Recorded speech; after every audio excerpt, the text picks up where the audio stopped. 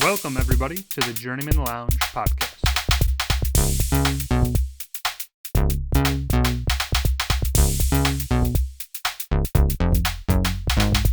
You better be praying to God because, you're 14 and losses in a row. You're going to need Jesus.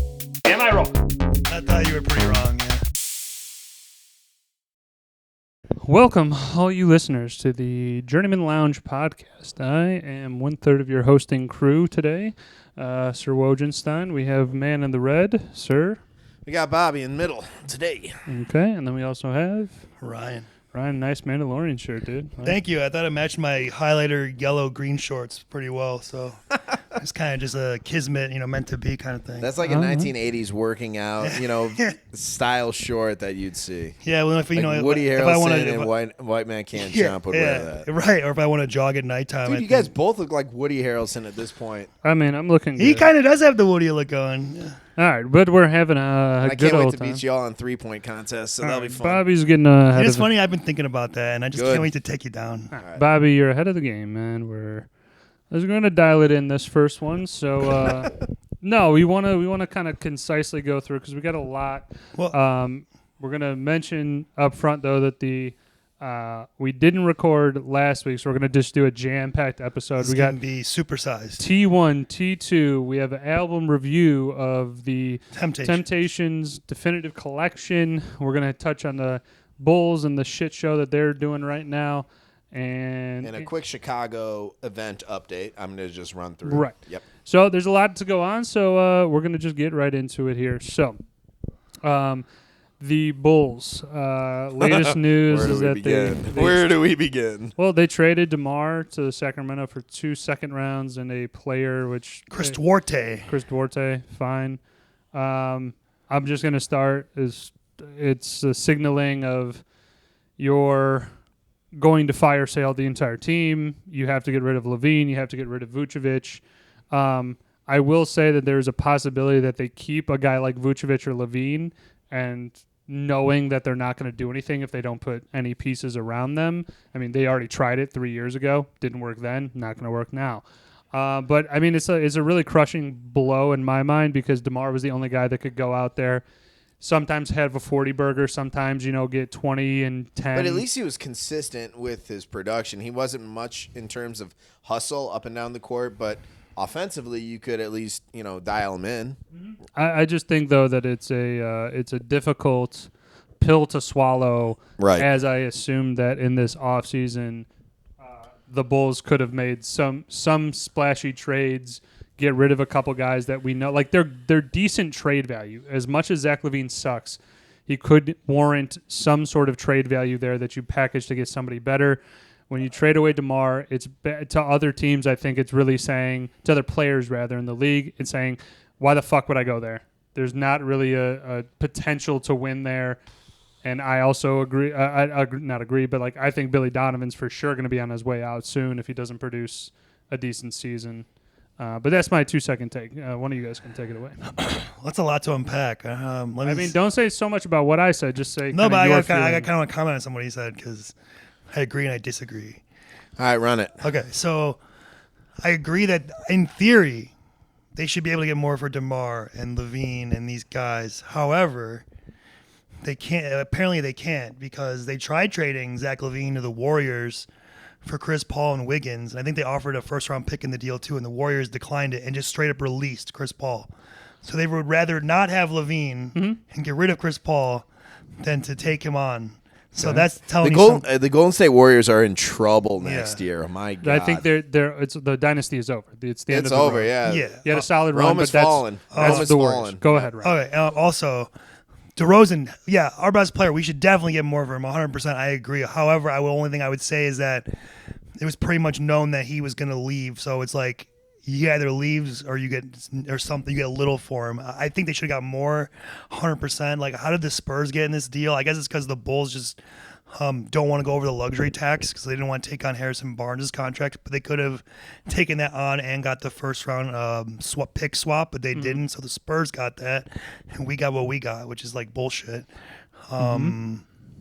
Yeah, I guess I would say clearly it seems like we're going to tank, but like you said, until Vooch and Levine are gone, It's not really a full tank. It's kind of hard to. But again, I think you look at it like they were trying to trade those two pieces last year and they couldn't. So I'm saying I just like they're going to be more competitive with them on the team. If you're really going to tank. You're gonna have to force them. Also, the worst of the offseason we haven't even touched on.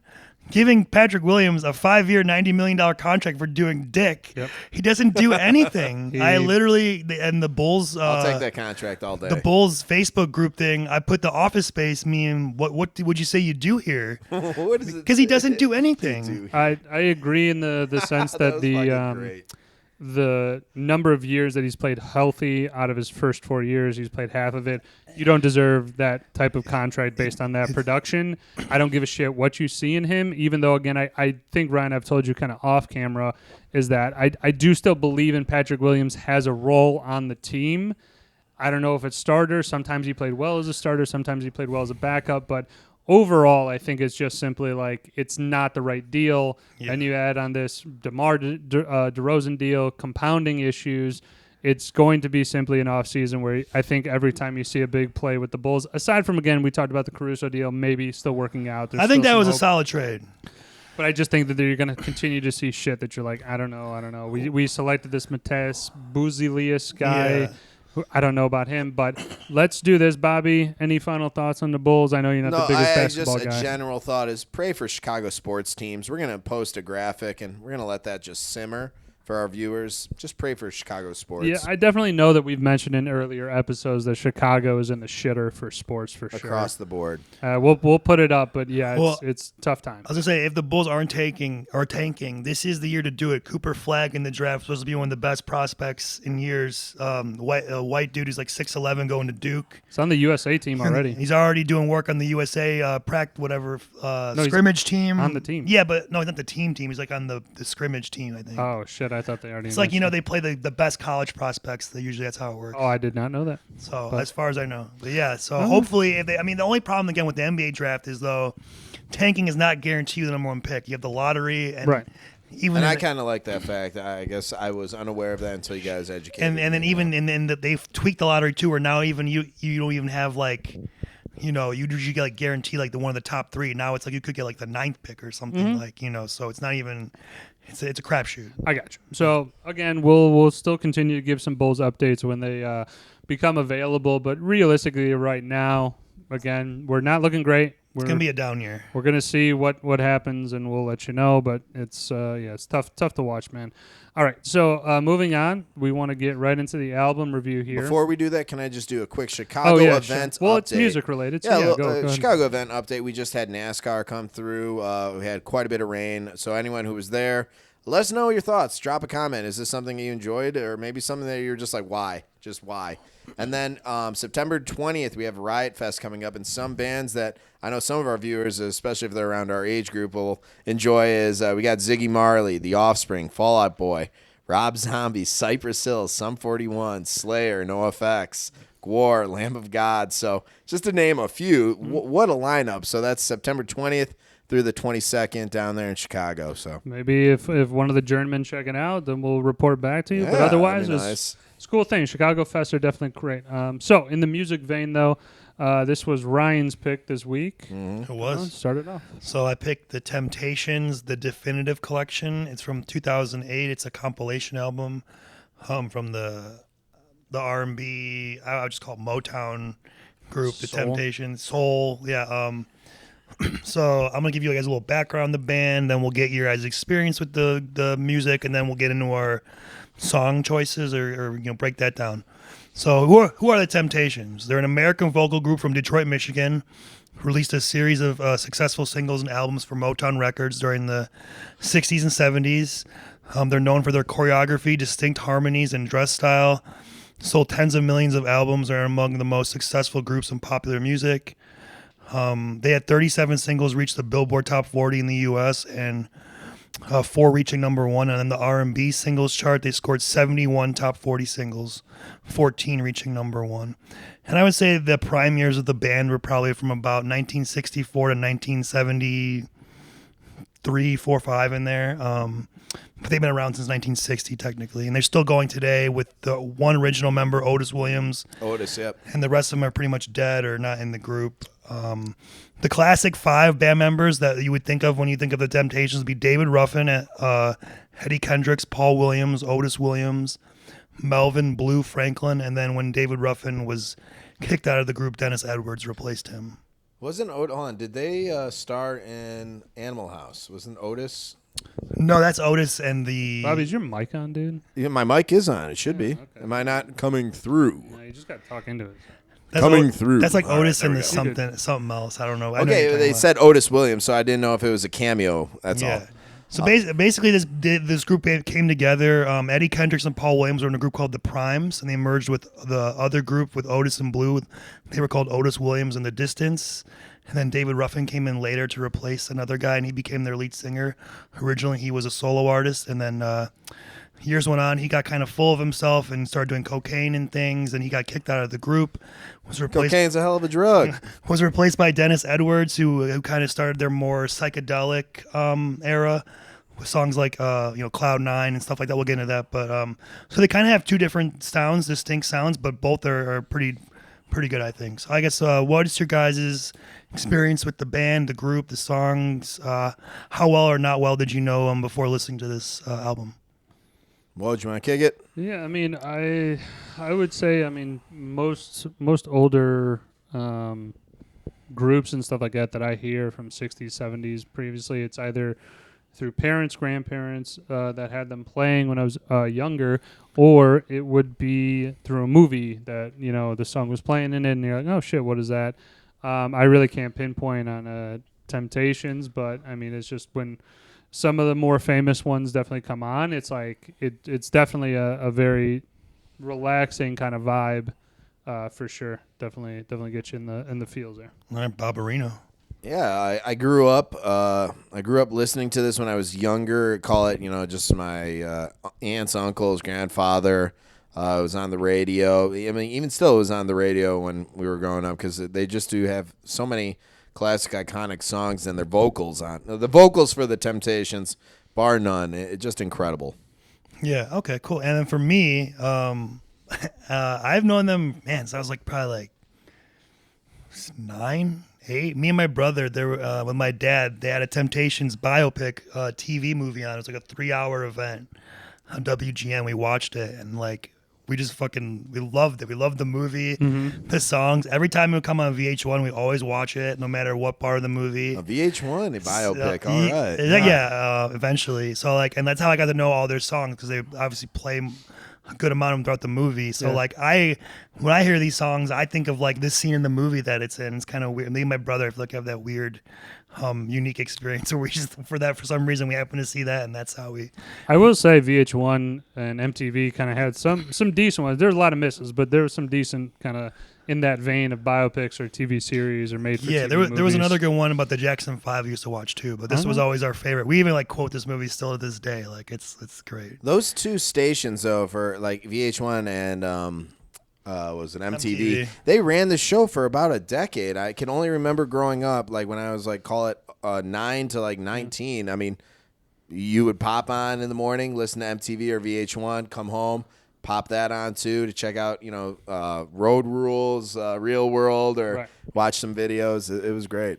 Yeah. All right. So next, should I go over the track list, or just want to just go into our favorite? I mean, you can mention them real quick so that people kind of track list is we'll start from number 1, The Way You Do the Things You Do, then My Girl, It's Growing, Since I Lost My Baby, Don't Look Back, Get Ready, Ain't Too Proud to Beg, I Know I'm Losing You, You're My Everything, I Wish It Would Rain, Cloud 9, I Can't Get Next to You, Ball of Confusion, Just My Imagination, Papa Was a Rolling Stone, Shaky Ground, Treat Her Like a Lady, and Stay. It's 18 tracks. So let's just go. We're going to go in a little more non-traditional way route this time because it's a compilation because they're all pretty much A's. So I just we'll think of it more as an A, B, A is your favorite, B is your less favorite. And then you can go into if you have any skips or and then I also had surprises, maybe something you never heard that you ended up liking. So let's go with, give me like your top, I don't know, 3 to 5, whatever you feel like, A selections. And if you want to talk about one of them. I got 3, and then I got one that Okay, if you was want- just like, it caught me off guard, and I was like, ooh, okay. All right, so let's go, Bobby. All right, for me, I know everyone's going to say My Girl, but course. for me, no, it's not. I Wish It Would Rain. Love that one. Hell yeah. Just My Imagination, and then I guess right out of the gate, the way you do the things you do, that's probably my 1, 2, 3. And then what caught me off guard in terms of like how well it was put together was Treat Her Like a Lady. I really enjoyed that track more than I thought I would. But one thing that I want to comment to, and I know we could dive into this a little bit later, is I enjoyed the not so much the lyrics, but the underlying music. And what was that? Like the composition. The of the music? composition. I believe there was a violin or saxophone or violin and piano, but it was in Papa Was a Rolling Stone. I really liked the music to that, not so much the lyrics and singing. Woj? Okay. Yeah, dude. My Girl for sure. My Girl. We got Get Ready. Okay. Definitely enjoyed that one as a top, and Just My Imagination. We'll also throw in.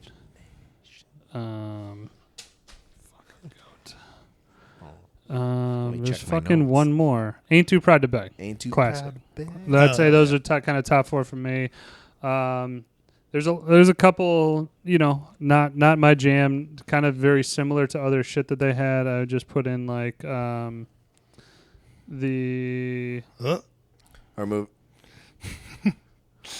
we moving on to some of our? No, I still gotta go. So, if, what do you want to hold on? Do you want to pump the brakes? Hold on that thought. What real the quick. fuck was the other category? Well, I think we're just we're just talking doing your the top, eight, yeah, your we're top faves, and one that maybe piqued you that you're like, oh, I liked it, but I didn't know that I was gonna like it. Okay, sorry, I do have You one jumping of the those. gun a little My bit. bad. That's I thought okay. we were doing all of it. Thank you, Bobby. It's okay. An amateur hour. The Cloud 9. I about think that one was like was real soulful, and that was one. It surprised That you. one Surprised surprised me too. Yeah, Yeah, not one that I would normally throw on. But they're I talking was about like, weed okay. in that, right?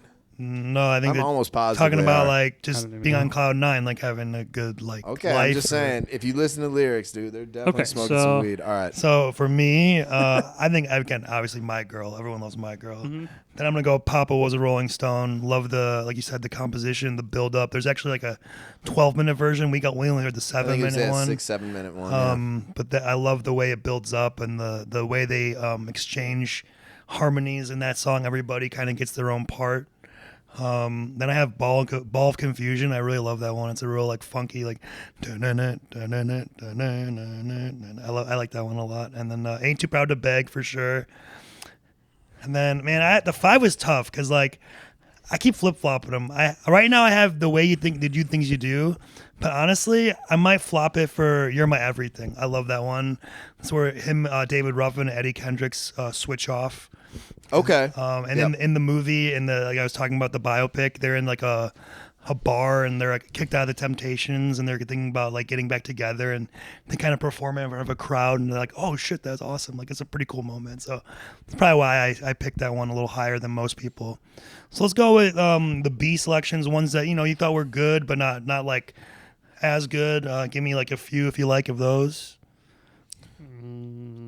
Like your next 3 or whatever. Yeah, I would probably go with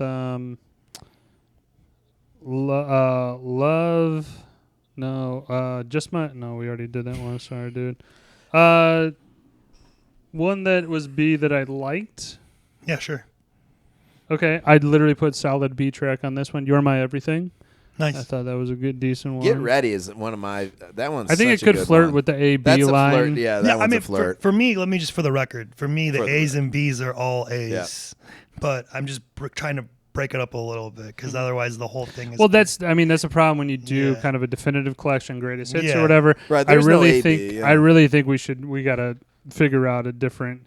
Like it just has a different kind of rating Well, of I like. was trying to, well, I think like, some are more marquee. The other ones are maybe like no, featuring. you can't. I mean, it's again. We'll right. workshop that type of We'll shit, but Shaky Ground. it's just was again, another one. when you have a greatest hits, you're gonna have a lot of great songs. For- I mean, I that's had- just the way it is. for the bees, or the little bit like, I can't get next to you, get ready, and I wish it would rain.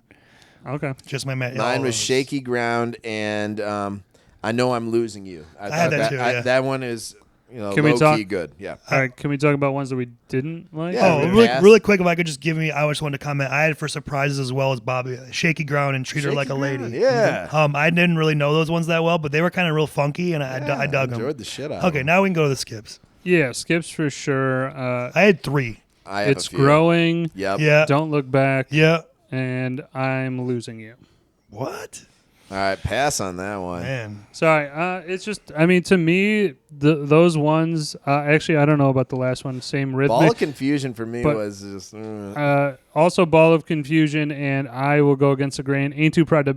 No, I'm sorry. Not, Papa. Ooh. Papa was a Rolling Stone. Okay, I thought it I was, got you on that. Not. It's not my favorite. It's too long to me, and if they switch up the tempo and go something different, they did it well with other songs. Ain't too proud to beg. No, I switched up again. Papa was Rolling Stone. Sorry. To me, it's going so far out of left field that it's like. I lost me on it. I'm like fucking 6 minutes. Hottest of hot takes. Oh my god. It's just not mine. You know what though? But I kind of liked, like I said, I liked the like you said, the composition. I liked the flow. I loved the musical, ups Yeah. and downs of this. I liked. I'll say this. I liked the story. I just didn't like the bravado, the sing. Like it could have been done better. Like there's definitely improvement for that song, but. I really liked how it kind of walked you through it, man. I just, like I said, it didn't do it for me for some of those elements. That's all.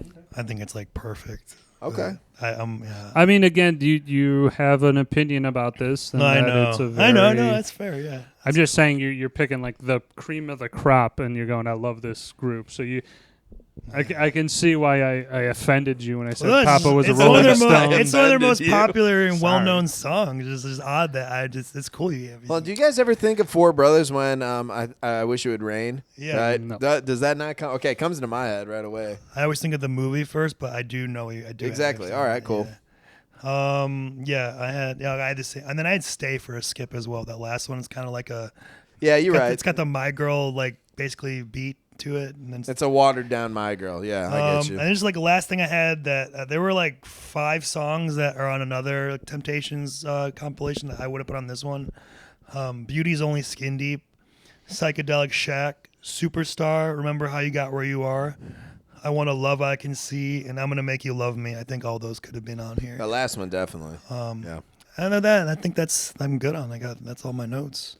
Okay, I just would add in real quick here that the choice of an 18-track album, even if it's greatest hits or whatever, definitely doable when your songs are shorter. There's like 2.5 minutes, 3 minutes. That was that was a pleasant. Right, it was actually enjoyable to listen to because you got a lot of great songs in there. I just would kind of word to the wise here of maybe like if we're going to do a greatest hits, let's also figure out not like you said before, not doing a double-sided album where you have like 14, 15 That's why, songs. yeah. Right, like 2 vinyls. I tried to pick one that we could fit in. I think it was a great selection. Yeah. A+. Because there was one I have in my the actual CD version, but it's a double disc, and it's like Okay. the first disc is like all bangers, but the second disc is like 3 or 4, and then the rest of them I didn't know as well. So like that's like too much. I got you. So, are we all good on Temptations? I think, Last thoughts? isn't Bobby? You have to make his. I was about to Yeah. throw it over to Bobby for the next one. Next one will be, I know you guys are already knocking it early, was the greatest hits, but 1981 Queen, greatest hits. Okay. If you guys aren't Queen fans, trust me, after listening to this, I guarantee you will be. Wait, So- is this the one that's the double, the blue and maroon one? Nope. Okay. I'll provide an graphic of what Excellent. I'm referring to. Okay. Well, I'm the editor, bitch. So I'm going to give you notes on providing graphic. No, we're not providing a graphic in this one. We'll provide it in the next one. Bobby's like And doing fucking Captain. This Phillips. is my Captain goddamn Phillips over fucking here. boat. look bitch. at me. Look I'm at the me. captain now. I'm just saying, when we fucking... We'll make Okay, some... so clearly here's him, We'll and make we're... We'll make some decisions on the editing floor when it gets to that time. Not How- in this We know do- where we stand now. not in We this know dojo. where we stand. I'm just saying, we'll Bitch, we're a part of his show. Okay, no, okay. this is the Journeymen. I'm just saying though, is that Woj and the Journeyman. we have a yeah. Karen, It's not. Hey, I'm not he's Frankie the Frankie Valli. Valli. He's going. He's going clearly. full. He's going to tie I it back know. in. He's going full. I was he's going- thinking Frankie Valli. You're of going course, full dude. David Ruffin on us. David Ruffin and Temptation. That's what he wanted. That's why he got kicked out. I got you. No, all I was saying is that we have a nice Showed flow his going, cards. Yeah. and we're teasing it. Yeah, you're right. No, The- you're right. The greatest hits. We We'll have make the sure that structure of our. I get it. we'll make Okay. sure that we have the right one though for us. I think we Yes. definitely need to do that continually so that we're listening to the same thing. So that was the album review. We are now switching gears.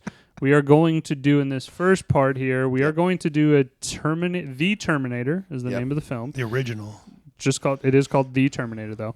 T1 basically. We are going to do a more condensed version of a real run through because Yes. again Ryan and I were not able to do one last week, and Ryan, I can sense your kind of hesitation there. I'm just Yeah. saying though is that we simply are going to keep moving. Cliff Notes Well, no, version. I'm just saying we're going to keep moving from kind of category to category because in this movie, I think, yes, you can talk about it a lot, but I will just say that we are kind of doing a double dose of Terminator. So I think the second one, we will kind of piece together, obviously, T1, how it relates to T2 and stuff like that. But let's go over the kind of general. Ryan, I'll give you the choice of the synopsis if you want to hit them with it. Sure. So a cyborg is sent back in time from 2029 to 1984 Los Angeles, known as a Terminator. He's a cyborg covered in human flesh. And then there's also a human soldier sent back separately by the human resistance named Kyle Reese to protect Sarah. Now, why is the Terminator and Kyle Reese after Sarah Connor? Is because she will eventually have birth John Connor, who will be the human resistance leader that leads them to victory over the machines against Skynet. So that's pretty... And let's just also add in, it was directed by James Cameron. Directed by James Cameron. It's 1984. 1984. It's pretty much his first movie. I mean, technically he directed Piranha 2, but this But is like... $6.4 million budget on this first film This to is- give an idea. This is Let's just basically set like the stage. his first movie, and he knocked it out of the park. His first notable movie. Yes, Yeah. correct. Really. Yeah. So, that being said, let's get right into scenes. Okay, so Yeah. I will just kind of kick it off here with my notes here. I have to mention it up top, and you'll kind of hear this recurring theme. 84 graphics look like shit. I know that you had a small budget. I know that it's not, the timing What or whatever. specifically do you mean? When they're trying to shoot the futuristic scenes, and you are having these machines that are supposed to be going through. I'm not a whiz at graphics and shit like that. I just think that again, when you're throwing it out there in the 80s, like when we did 2001: A Space Odyssey, which was I believe a 60s movie, right? Yes. You kind of believe those graphics, and you were like, yeah, it is understandable. I honestly didn't think that the future scenes looked that bad. I would say that there were parts, but more my thing would be more of when they show like Arnold like fixing his eye, and it's like the clearly the dummy head or whatever, or like when they use the stop motion when he's chasing him at the end. Although I think that adds to kind of the intenseness and the fear, the way it looks, how it's kind of like shaky and shit. So I do agree with you on that point. I'm just saying though is that like in a movie in the 80s at that time, I just feel like it could have been a little bit better. Bobby mentioned the budget, which obviously we'll go into that. I did write down here prosthetics as well. But again, I do keep that in mind that again, it's not the obviously we're in a privileged time. We're in 2024. You have ridiculous CGI now. All I'm saying is that I just had to mention it up top because it is a thing that even as you get to T2, I do sense that there is some let down in the graphics and the. Well, I would say the good thing about T1 and T2 is that they're actually shooting on location. It's not a green screen. It's not a room. So practical They're in the effects, practical right. effects. They're in the streets of LA. They're driving the cars. They're, in the police station, like all that shit. And I think for 1984, I think it looks pretty good. Yeah. Just outside of the prosthetic, couple parts with that, and sometimes it actually doesn't look bad. Like for example, when at the end when Arnold is chasing them in the truck and they're running down the bridge, they show like him with the metal part and doesn't look that bad compared to the hotel room scene earlier. I'm curious why they didn't use that head for every shot. Maybe like they did it or they did it later and they have the money at first or something. They couldn't reshoot it. I'm not sure. Probably a budgetary thing, but because sometimes it doesn't look that bad. Like there was a couple parts where it's like, oh, why didn't they do that earlier? I also, again, I have it down here. It's like, it looks like shit or chose not to use them at times where I'm like, but you should have or you should not have. Those are the things that, I think your criticism is unwarranted. It's something. I think it does not carry merit. It's Sorry. factual. I would also say it could have been better. No, it's okay. It's some parts they can. I agree. And I would say also just real quick about the look of the movie. I love the look of the movie. It's kind of like a silver dark, bluish hue of the film. It makes glad it you picked look up on that. eerie and kind of adds to the horror element, which is what I love about the first movie. And what goes really well with the 80s Brad Fiedel score, the 80s synth score. And to me, it ramps up the terror when he's like chasing them and he's got his music and the... Okay, we'll talk about the music. No, I'm just saying. I'm just doing a brief... I got you. Let's circle back to scenes. I'm just going to do a couple. I do really love the shot always of the old school Terminator vision, where he's assessing everything. Oh, and with the the stuff red. comes on. I love it. It's very something that I always loved about it. Predator also has that same. And even kind in of that though, this is kind of where my point though draws from that first part is that like that looks like bullshit from the 80s, right? But like again, the way that it looks on the screen though, it does look like, hey, this is obviously it's not something that they had. They didn't have a Terminator fucking eyeball to look through. Yeah. But they were able to create it, and I think it looks pretty good. I like in the one scene with the red thing where the guy's like, "Oh, a dead cat in there, buddy." And he's like all the options of what to say, like "fuck you, asshole." that So was fun. Yeah, kind of like pick your speech. Yeah. that, and then I just put the shoot up scenes, police office, nightclub. Those are pretty good action scenes. And then last one is just there's a thing where in their future, and the kids are watching a TV box, and then it pans over, and it's just fire.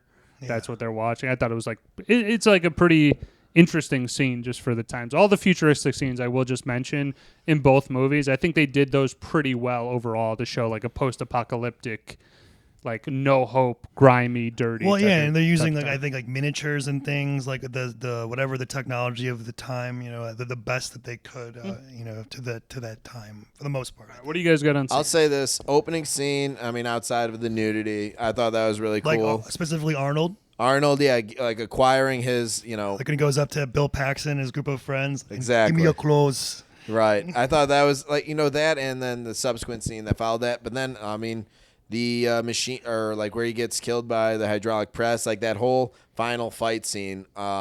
This is where it's like, granted, I get why it kind of looks like early 80s type of graphics and like that type of animation, or not animation, but CGI, but. God damn it. I mean, it wasn't bad either, man. I really enjoyed it. We kind of talked about it like when he's chasing him in the hallway and he's limping and Kyle right. and Sarah's carrying Kyle and it's like kind of the stop motion. It does you can obviously tell, but I think it adds to the horror element. Like, oh shit, like he's coming real fast on us. Like, right. It's kind of creepy. It is. It's a little creepy. And also sorry, go ahead. And it's not natural movements, which makes sense. It's supposed to be machines. So and when they get into the factory and they're trying to run away and they turn all the machines on or whatever, they actually Stan Winston built like there's the real like the top half of the Terminator. That's why it looks so good in the factory because it's actual model. And then they got the feet, the actual. I like the way they filmed that. I think it was a good way to not have to work around the bad effects of the time, to shoot like right. Okay, I can shoot see it that. down, you shoot him up an angle, so you're not always doing the stop motion and all that. I think that was clever. No, it was James Cameron. Clever use. Okay, I'm gonna go for sure. Definitely one of my favorites. Every time I watch the movies, Kyle Reese's arrival to L.A. He takes the bum's pants, gets the cop's gun, and then they have the shot of him, like the one shot following him, breaking into the department store and going scurrying across the floor. He grabs like a couple items of clothing at a time and gets those fucking sweet Nikes. I had down the sweet Nike. I was like, damn, dude, those are sick. The iconic shot of him with the gun looking out of the photo booth. I love that, how like he outsmarted the whole cops, and it kind of shows you his character. Like, man, this guy, he's a soldier. Or he's clearly got some type of background, of that. Definitely, obviously, the tech noir shootout where Arnold goes there and Kyle Reese has been following Sarah, and he finally opens fire on the Terminator, and we finally see that he's not a human, obviously, or something more, because he gets up after being shot like 6 times. And the chase is on from there. Going into that whole chase scene. The chase scene, yeah. Kyle Reese explaining to Sarah who she is, but they do a good job of it, having exposition, but doing it while there's an action scene going on, like while they're driving, while they're trying to get away from the cops in the parking garage. And he tells her, this thing won't stop for nothing. It doesn't care about you, whatever.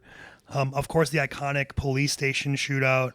Arnold drives the car through the thing, kills like 30 cops.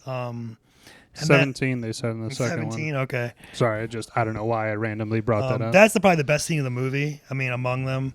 That's a shout out to him as an actor, though, because you have to be mechanical. And like, keeping your facial, not facial paralysis, but a little bit. And then 2 quick little scenes I like. I like Arnold buying the guns at the gun store and him like just reading the Uzi 9mm plasma rifle in the 40-watt range. He just ends up like wasting the freaking shopkeep. The gun clerk is like one of those guys, like a good Dick Miller. character actor.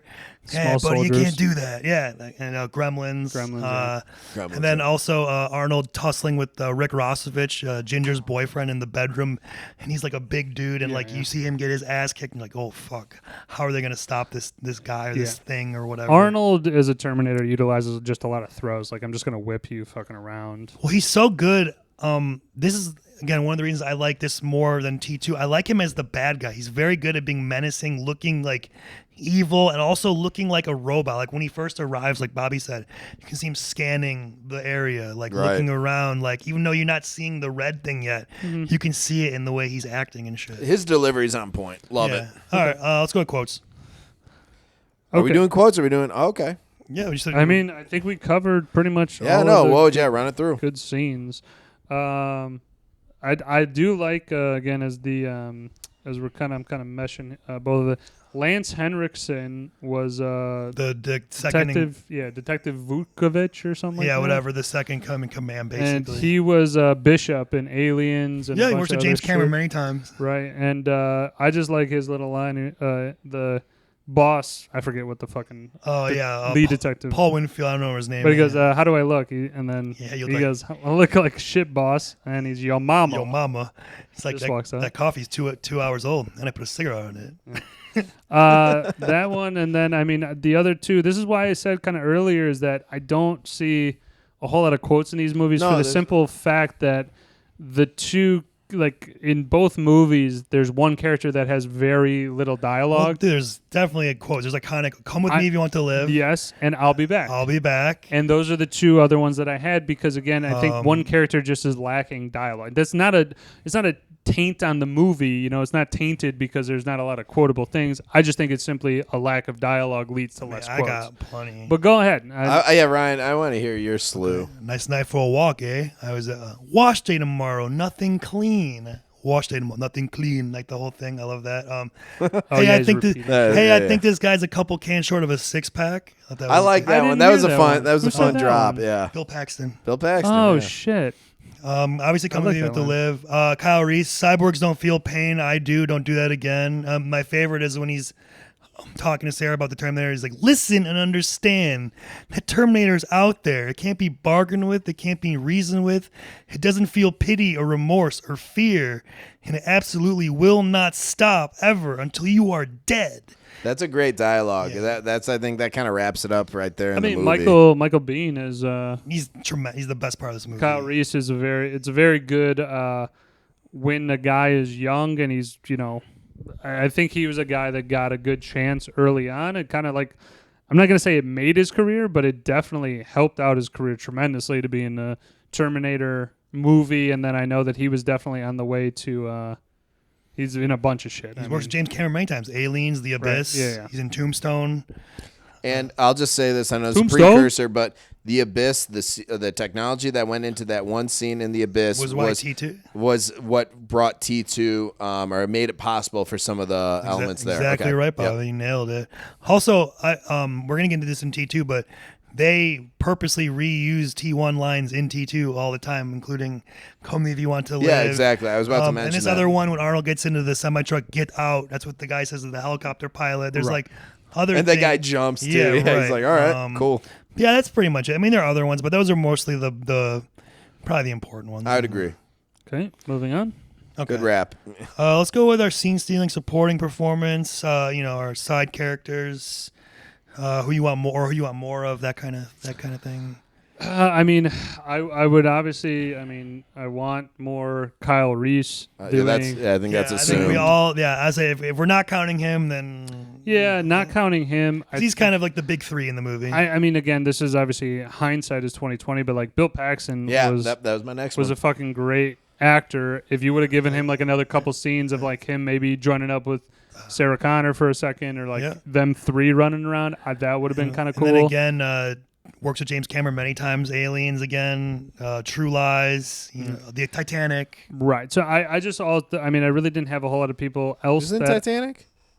Oh, no shit. Okay, sorry. I didn't have a whole lot of other people that would fit in this category of like I really want more. I will just mention real quick. There's one actor, so it's I guess we're doing that guy. Sure, go to it. I'll just throw it out. Marianne Mueller-Isle. The Sarah Connor gets killed. The first Sarah Connor that gets killed, but she's young. Yeah. So a lot of people, like most people, know her as like an older woman. She's in that one like Geico commercial with all the ants. She's in the Geico commercial. She was in a lot of other things that again you would just like be like, oh, that bitch, right? I fucking. Well, I think. If we're Sex Drive, she was the grandma. She was. Oh, that's right. I mean, just so much shit. Oh my God, you're right. That is a good that guy. So that girl. Sorry. Yeah, sorry. Let me just finish up because I just have a couple more random thrown out here or whatever. This is a weird thing, but if you're gonna show some tits on camera, let's get a better pair, okay? I just gotta say that. It's early '80s nudity, which is how it was.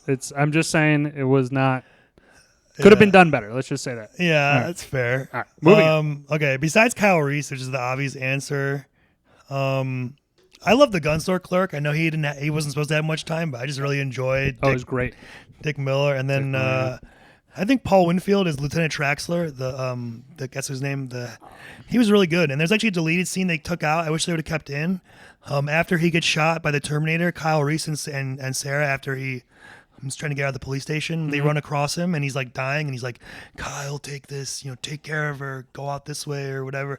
But that was kind of cool because it did seem like they kind of alluded that he was kind of maybe believing Kyle Reese a little bit. Like when they were reviewing the tape and shit, he has this look on his face like, man, I hope he's not like, I mean, I think it's very difficult for anybody to believe that stuff until a fucking giant, unkillable person starts coming through your... Like Lance Hendricks and Earl and Dr. Silberman, all the other cops were like fully against it. They were like, there's no way. But if you notice him in the scene, he's kind of like, he's not like totally like, no, he's kind of like, fuck, I hope not, but if it is, we're fucked kind of thing. Yeah, I will mention something about Silberman.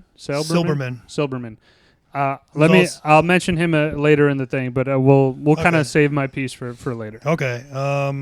Yeah, he was. I think he's like that guy too, because I don't know him from anything other than Terminator. Honestly, nothing crazy, but a couple other things. Bobby, do you have anything you want to add to that?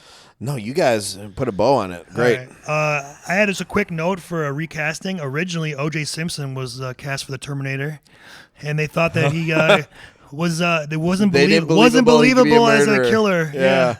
So I heard about that too. Take for that what you will. Yep. Dude, the fact that OJ was in any acting at all is wild, dude. Like, Naked Gun was fun. He was fine, but it's such an over the top. You don't have to be good at acting. You just have to be a fucking, he guy. Was a celebrity drop in. Right. That's it. So next is usually our needle drop part of the thing. I'll just mention that there's only like 2 songs in the movie, but the score is really good. The Brad Fiedel score is fantastic. He brings it back for T2. Not as synthy as in T1, but I actually, I like this synth for it. I think it adds to the feeling of the 80s movie and to the terror and things like that, as I mentioned. Besides those, the only 2 songs in there were like You've Got Me Burning, which is the song I think they play on the dance floor before Sarah's going to get possibly killed. And then that one song Ginger had on her tape player was like, yeah, yeah, yeah, yeah, before she gets there isn't killed. Too many songs, but you're right. The score, the synth, that really enjoyed it. It really helps set the tone of the movie and the feel for it and adds to the aesthetics and the overall quality of the movie, I think. Yeah, I could see that it needs to be kind of what it is for the score because it is basically Well, yeah. again, it fits into the horror drama thriller type. It like kind of dips a toe into everything, so you have to have kind of more of like an ominous score and stuff like that, which I think they did well. I really think that it was definitely let down a lot in like some of the chase scenes, some of the other parts when they had it. To me, it just didn't seem. It didn't seem like it was like it could have been a little bit better of something that I would have been like, then I fucking really would have got into. But again, I agree with you in the point that like it did get the job done of like, oh fuck, Terminator's here. He's fucking The foreboding. Yeah, he's coming to fuck right. you It's up. more eerie. Also, it was the style of the time. Okay. It's 1984, and they made it in '83, Right. so that's kind of like what people were doing. Pop music was in that also same vein or whatever. And the pop and lock music of the 80s and the Yeah. techno war scene, it's just not my jam. No, I'm not my saying cup I of like tea. it. I'm just mentioning that they're the only two. Right. I would also say too, about the score. I like how though, like when you watch Terminator, it's different than T2. It kind of separates them. You know, it's like the same, but it sounds different. I kind of enjoy that. There's a progression. Yeah. Yeah. Okay. Let's go with. You guys have any cinematic shots that really stuck out to you that you like that you want to talk about? Any I particular? mean, just really the kids watching the TV filled with fire, the futuristic kind of stuff. In general, like I said, I think they did that pretty well to, like, again, just the aesthetic of it. Yeah. It looked well. They're very Yeah. much playing the part of like, oh, fuck, we're about to get murdered by robots. Okay. The Or Terminator cyborgs. light going out. That for me that At the end when in yes, the press. that I think had the most impact for a cinematic Yeah, that's shot. pretty good. Yes, I had the opening with Naked Arnold staring out over L.A. That was pretty cool. They get the whole city. Of course, That boy thick. yeah. Of course, I said the tracking shot of Kyle Reese running through the department store, and it's like the one take. The shot of the Terminator looking through Sarah, tech noir, and she like drops her napkin, and he just misses seeing her. That was pretty cool. And then, like I said, to the factory shot at the end of the Terminator walking down the hallway, like limping faster and faster towards them. That was cool. I really And enjoyed then that. they just shut the door on him and like closed the lock, and he's pounding on it. And he is a T800. For T800, he is. For all our nerds out there. Model 101. Yep. Okay, let's go with the spin-off, prequel, sequel. Obviously, there's sequels, but maybe something specific to Terminator 1 if you want to, or whatever. Dude, they've actually done a bunch of these. That's the reality. Yeah. They've had the I had two things. So I guess I'm going to reserve my rights of what's already been I just thought of put like out. even a different thing having nothing to do with Terminator, but I thought that the phone book killer was a cool idea for like a horror movie or like I agree with that. a murder mystery. That would be kind of cool. True Detective kind of thing. Yep. Also, they kind of did this, but like in Salvation or whatever, a little bit, but like more of like Kyle Reese's story, like all the up to the point where him getting sent back, like maybe him in the army, and then like them at the final battle with the robots, and then right before like the movie ends with him getting sent back in time, kind of that whole thing. I think just seeing the process before. But they kind of covered that in a couple of the movies, like briefly, like Salvation and Genesis, slightly, but not really like a whole movie or show dedicated to that aspect. All right, cool. Let's go with the. Whoa. Oh, sorry, you got something. My bad. Yeah, man. Well, I was trying to. You're telling me. I'm saying we can just go through each All right. thing, but I mean, we're getting to the end. To, okay, go ahead, Wood. I'm sorry. No, I kind of echo what Bobby says with like there are sequels already made, prequels for like kind of again they're made later, There's a lot of content. but it's about the previous time and then it's about going back and forth. I would just say that I really stopped watching the Terminator. I haven't seen the newer ones. I'd stopped really after 3. And so I don't know those things. I didn't want to really say like, oh yeah, this is what I want. Because the Kyle Reese thing, I was like, that could be interesting. And I know John Connor was the focus of one of them, right? Salvation. I just would say that you could do something along the lines of like the more factory aspect of like how does a T800 and 101 get made? They have that in Salvation a little bit. Okay, there you go. A little bit, not a lot. You are in the factory where they're at though. Okay, I'm just saying something with that I think could have been cool, but moving it. Yeah. Okay, cool. Bobby? No, I mean, my comment exists. Like, they've already done quite a bit.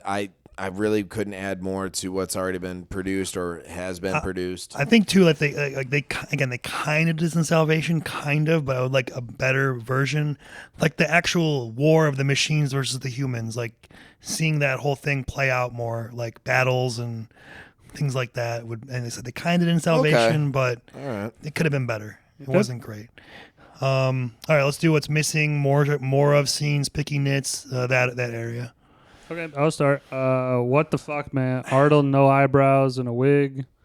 I get that you go through fire, but he looks fucking ridiculous. Well, yeah, I went to the fire. They burned off. But just don't do something different. Do something Do where something different. I'm saying either don't incorporate the fire or just be like something along the lines of like he was able to get through. Because to me, after that, like the glasses helped a little bit. But he, again, because of the prosthetics and stuff like that, you could easily see it and you go, well, that looks fucking weird. But this is also the part, is like it doesn't look like he went through fire. It looks like they just changed his hair a little bit. Like I'm saying, like, you know, if you're going to make him go through fire, take... Like he singe it all, like, no, he singed his hair into a mullet, basically. Right, that's what I'm talking. It's perfectly styled. That is fair. I do notice that every time I watch it. I honestly never noticed the eyebrow thing ever. I've seen this movie a million times. When he has the glasses on, that part is fine. Think about it now. Maybe that's why. I thought you just always wore the glasses. But that's you one have of mine perfectly too. Articulated though. It was singed perfectly into a mullet, and it's like, come on, man, lose the eyebrows but perfect haircut. Get the fuck out. James, I'm getting a haircut. I want you guys go. Something. Bobby, you got mine something? was just like I think Woj kind of commented to this. The progression of him, losing his human face. Like there were some inconsistencies, but. I'm not gonna get too harsh on that. I really enjoyed the movie. It was one of a kind at its time too. So I mean, we gotta take that with a grain of salt. So, and I don't know if the clothes that he stole from the kids out of the gate. I'm not sure if he could fit in that. He's a 60-pound dude. I don't know. Well, they do that better in the second one where he eyes and sizes them up. No, I know. I'm just saying his initial pull off. I'm like, nah. Maybe they thought about that for them when they made the second maybe. one. You know what I'm saying? That's about it though. So obviously we already talked about the special effects. They don't always hold up. Like the motel room scene with the eye, he's taking his eye out, and you can clearly tell when it's a dummy head a couple times. That doesn't hold up. Honestly, if you really think about it, the whole movie, the Kyle Reese being his father, is like a paradox and doesn't make complete sense. Yeah, it didn't really. Breaks my brain to think about it, so I kind of just ignore it. But gives me a mean, headache. what do you? Well, because just explain the paradox to me. I don't. Okay, so he's his father, right? So he can't be born unless he's sent back. But how was he born in the first place if Kyle Reese never? So it's the first time like an it infinite happened. loop, a chicken or the egg, right? Is that what you're saying? Yeah. Okay. Well, the first original time, before Kyle Reese goes back, right? So John Connor's already in the future. Right, but How does Kyle? I get what you're saying, but I think when you add in time travel, that's kind of like the you end all be all right. type of you thing. take it with a grain of salt. I think that's what they do to and explain it, is to just to- say time travel. To me, I think of it as it's not like it's different than Back to the Future, where it's like not necessarily things are going to change right away. It's more of like there are different timelines going on at the same time. So string theory, different and- eventualities. Right, but it's still the original thing of him getting sent back doesn't. It makes my right. brain Okay. hurt. I got you. It Makes my is a brain paradox.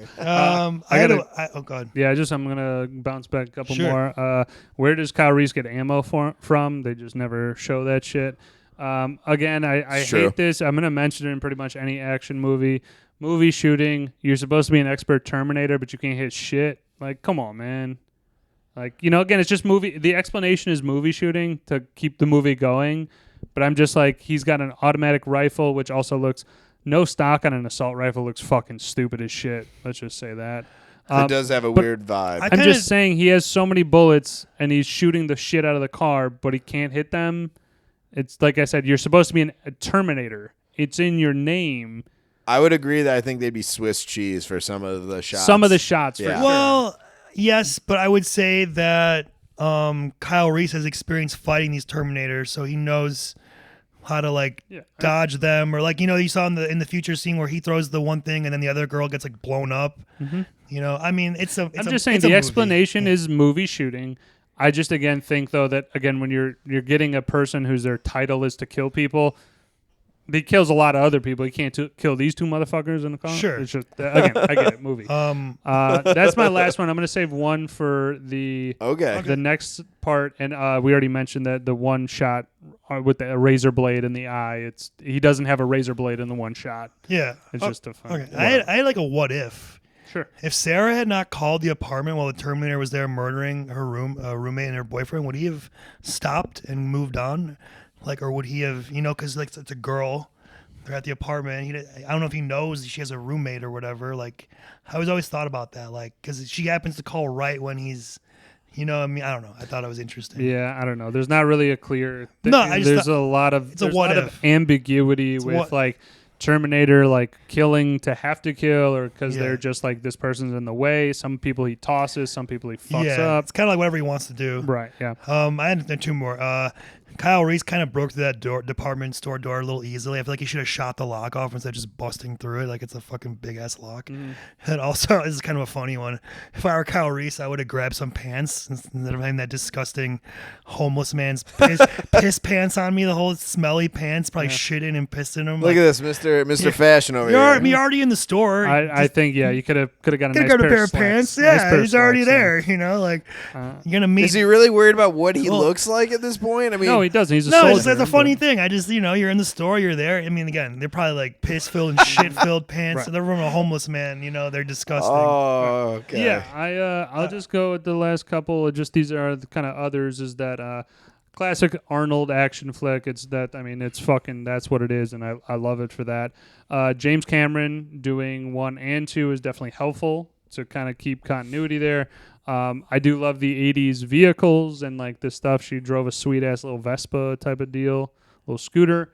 And then in kind of talking about what we were talking about, the machines show no mercy.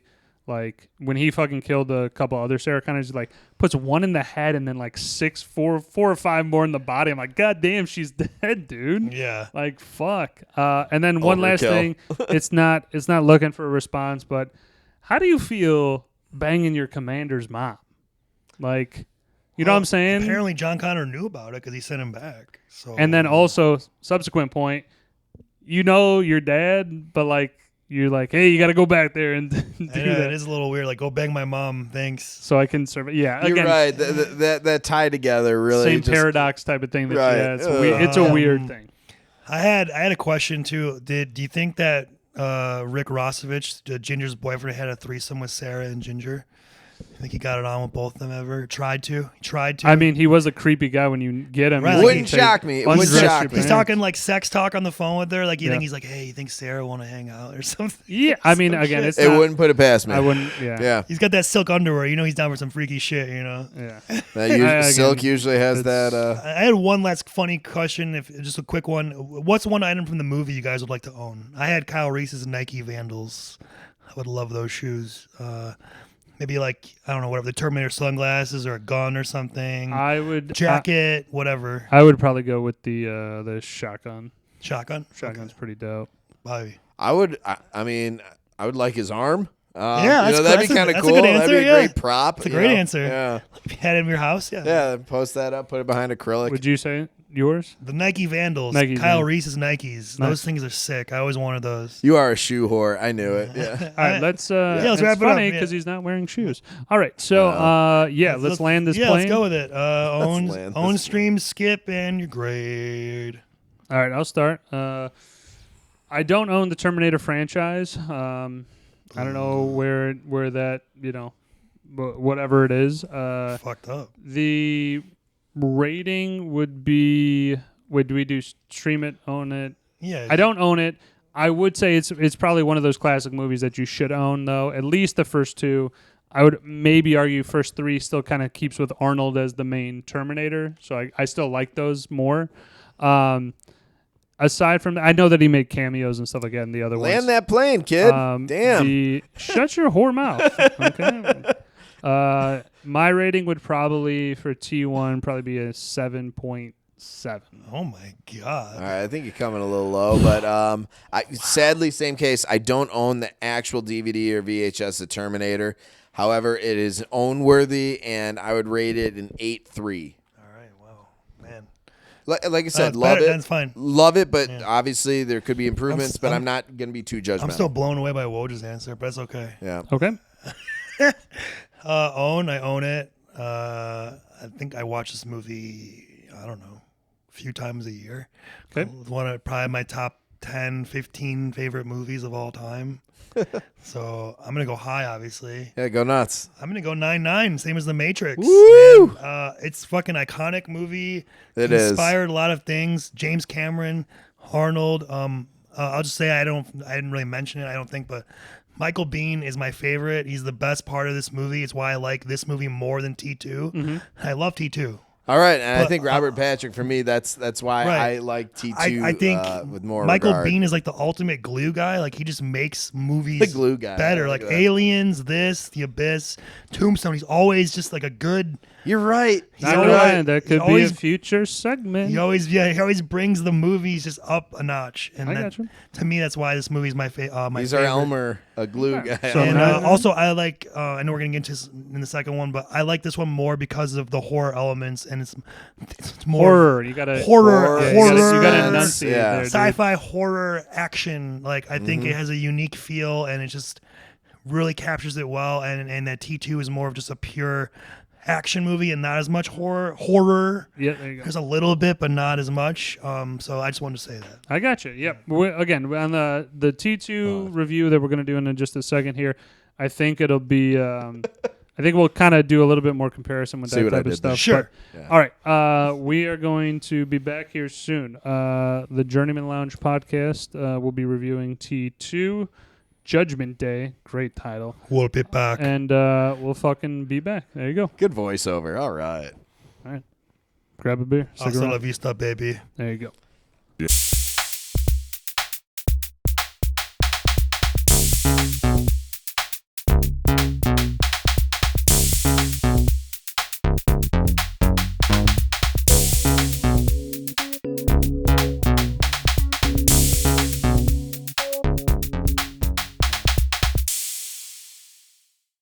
Welcome back, Journeyman Lounge listeners. This is a double feature. We are now going to talk about T2, Judgment Day, Terminator 2.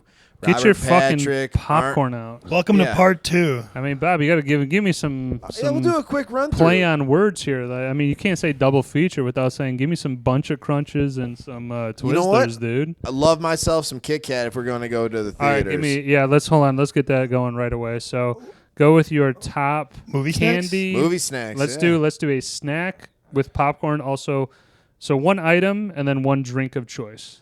What's yours go to? Pretzel bites with cheese, salted pretzel bites with cheese. Great Solid. option. Solid. And then you order the normal large drink, but you fill it up with the Coke Icy because it's cheaper and it's better. I like that. Then you put the regular Thrifty lid. as You put the hell. regular lid Yeah. on it so they don't know. It's a trick.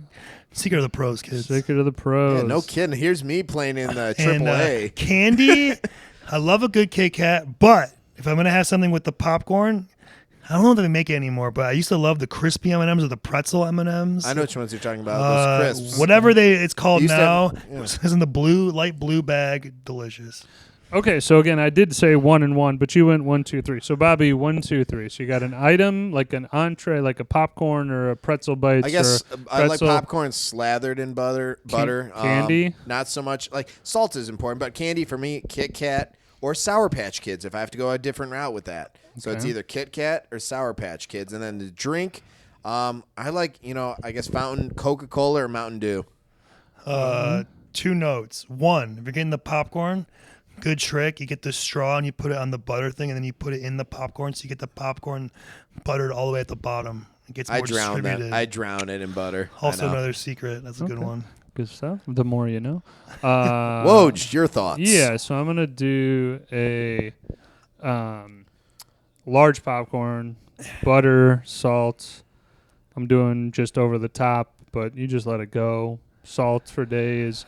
It's a snack that I used to feel like, oh, I shouldn't be putting that much salt or butter on it. Whatever. But then I also realized, like, I'm not going to the movies every single day, and so I could do this once a while where I'm just like, it tastes delicious, but you know that it's like the worst thing for you. Don't you guys feel like a fat ass because you usually eat the popcorn before the movie actually starts because you're sitting there during You know, features? I'm Or better do than you I'm hold better off? than that. I don't like generally getting the popcorn if I'm by myself. If someone wants to get it and wants to like, hey, you want to have some of this? So you won't go solo on one. Because it's just I don't eat enough of it. I eat like a few handfuls and I'm like, oh man, this is just like gets in your teeth and shit, and it's like all I don't know. Just like to me, also like kind of maybe a hot take. I like microwave popcorn a little more most of the time.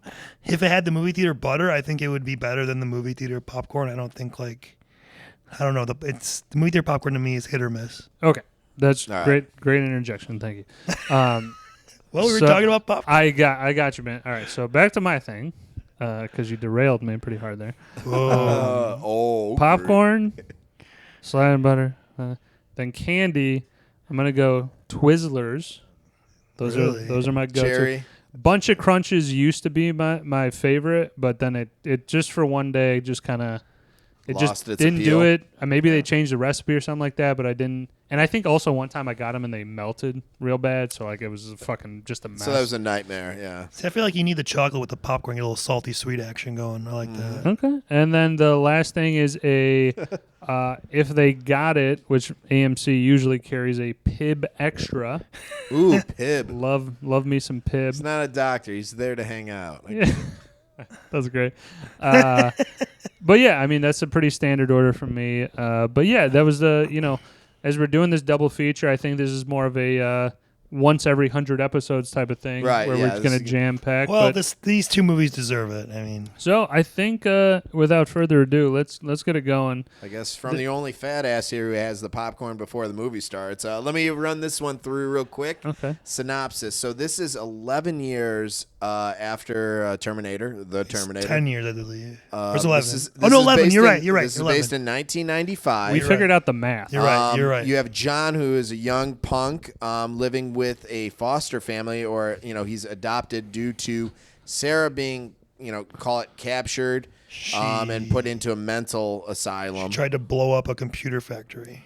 She's trying to prevent Basically, a way of preventing this Judgment Day. apocalyptic future that is set for all humanity, which is set to occur in August of 1997. So at this stage, you have an engineering or robotics company that is using the existing T800 ARM and processor to kind of reverse engineer. Okay, so Go ahead. going off of that, I think that's pretty fair, That's a and, good- and they're basically trying to.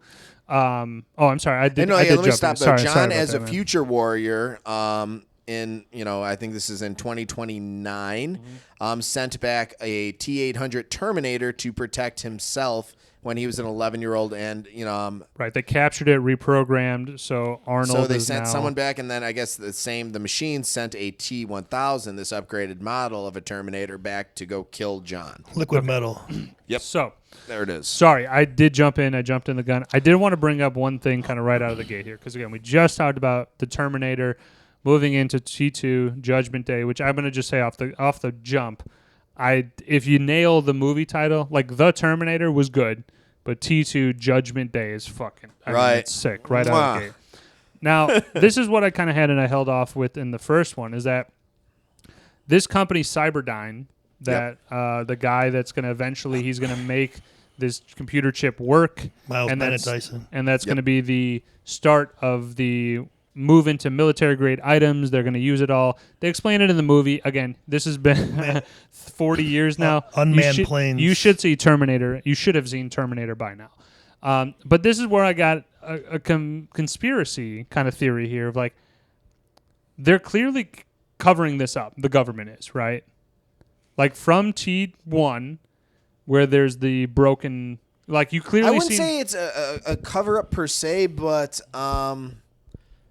I guess I wouldn't consider it a government cover-up, but rather a private firm or, with help Yeah, with the government based someone's on this covering it advanced up. technology. Cyberdyne- I'm not certain if it'd be a Cyberdyne's- government-based one. Cyberdyne's covering it Yeah. up or whatever. They must have given money or They something. must have to the greased some government. wheels to They say, have hey, I think they have a government contract, is what Right. it is. So it's like kind of like they did. Okay. one Yep. hand washing the other, so to Right. speak. I'm just Was saying that though, is John that paying Paul or Paul paying Peter? right. So for- so after that though, again, I also you get a lot in government conspiracy theories and stuff like that. Is like they're making Sarah Connor out to be this delusional, crazy person Right. or whatever. She's put her a in a sane scapegoat, asylum. yep. This is where Dr. Silberman. Silberman. That's where I also think though, because he's the psychiatrist in the first one at the police station. right. And then they go to it, and this is where I also find it crazy is that like there are survivors of that police station, right? No. He's the only one. He wasn't there. He left when the Terminator came and he looked away. Terminator cleared house. The first movie, to get back to the first one, when the Terminator came in, as he turned in, Dr. Silverman got a page. He looked down at his page, so he didn't see the Terminator, and then he walked by. No, him. they have pictures out. and video evidence that they scrubbed, essentially. Everyone so has been killed at the police station. The multiple instances, though, where you see the Terminator doing his thing, because even at the nightclub, there's witnesses there. He doesn't kill everybody. I just look at it like there's got to be some underlying connection here that they don't really go into. I would be a little bit more interested to kind of see how maybe the government is playing into it, because again, like you said, maybe military contract for Cyberdyne, or maybe again they're getting into that space. It's like the paperclip operation that the U.S. did after World War II. They know that these German scientists did horrid, horrific acts, but hey, you know what? Your technology, some of this information, if we could bring you over here, it's a clean slate. Right. So maybe they just thought the benefits outweighed the negatives of pursuing a criminal case against them. For the record, too, I don't think Dr. Silverman knows. I think he really generally does not believe that I also agree with that approach. That she's full of shit and she's crazy, just like Kyle Reese was when he interviewed him. Because, again, he didn't see the Terminator, and she does seem fucking nuts if you were looking and for the most part of Terminator, the original, he is in human form. So some guy who just kills some people, Well, all right, sorry, I have to interject here. This as well, though, is that is it not correct that there is another news story in 1984, and then when's the next one supposed to 95. The cops are going over, which I assume that is also released to the public, that there is a identical killer to somebody 11 years old that looks previously. Looks the exact same. Like, that has to be out in the. This is what I'm saying. But the time frame of this movie is what 11 years later. No, I'm saying from like T2. What is from the start? Is it how many days? Because I know that she was in the mental asylum. I'm just curious. I personally don't know this, and I guess I'm asking. I guess what is the frame of T2? Is that like maybe a month? 4 months? How long has she been in the asylum? This movie is how long is this movie? I guess chronologically speaking, from opening scene to how long is this movie? What's the time span of the movie? Time span for 4 days. Seems like probably like some woefully like 4 or 5 days. 4 to 5 days, I would say. Well, because you got the day when they come, and then the nighttime they get Sarah, right? Or no, is that the next night? That may be the next night. Whatever. Either way, it's within a week. But I get what you're kind of saying, though, is that also compared to the first one definitely took place within the span of what? 48 hours. 48 hours, right. So it's very short in the first one. This one is definitely elongated. And then guess what? When you get to the third one, it's even longer. It takes place over like 2 weeks or some shit like that. All right. So I'm sorry. I just wanted to interject that just because it was a part that I was thinking about. I'm like, there is clearly a fucking T-800 101 in the fucking press, and there's dead bodies all over the fucking place. Somebody's looking into it. They don't know he's a machine. They just think he's a mass murderer. Right. That's what I was trying to allude to. There is a mass murderer that resurfaces 11 years later. The whole idea of the Terminator is he looks like a human being. Right. Okay. So no, I get that. I'm just saying. Let me pump the brakes. All right, real quick. When did you see this? And just your initial thoughts on some of the character development for people that were shown in T1. Yeah. I just will go quick. Go I ahead. think that I think I might have said it in the first part here is just that, again, Terminator, had been like brothers have seen it, dad saw it, like, hey, this is the fucking awesome ass movie. Let's all watch it as a family. Obviously in 91, I'm fucking born. So like clearly I probably saw this much too early, probably when I was like 5 or 6. Was it a little scary or no? I don't think it really was scary because even at that age, 5, 6, 7, 8, you're looking to shit go fucking boom and there's lasers and shit. This is a lot more action packed than the original T2. Yeah, I would say I really, again, I don't really remember watching it so much. It's another thing, appreciation for the movie later on. And sorry, what was the other part that you're asking? The character development from T1 to T2. If you want to just make a note of Linda Hamilton as Sarah. Right. Yeah. Yeah, we were talking about it beforehand. Is that I think just her as a more badass character much more enjoyable to watch as And the lead. you liked Arnold as the bad guy, or who someone said he does a better bad guy than he does as almost a protagonist or a defender. So I guess I'm the opposite. I liked him more in this role as the protector of John Connor than him as the Terminator in the first one. I'm on your train. I think Okay. he was much better because, as you also said, Bobby, is that they brought in the T-1000.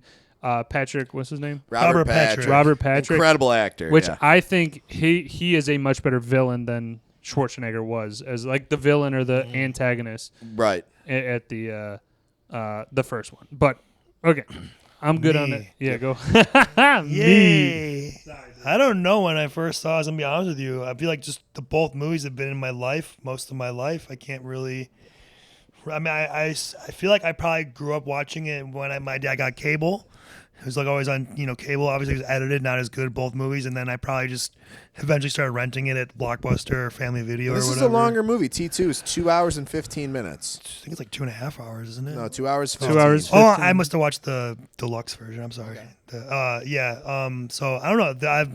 I feel like once you have to watch both of these. You can't just watch one or the other. So I always watch T1 and then watch T2. Okay, let me just throw out a real quick interjection. Would you have to watch?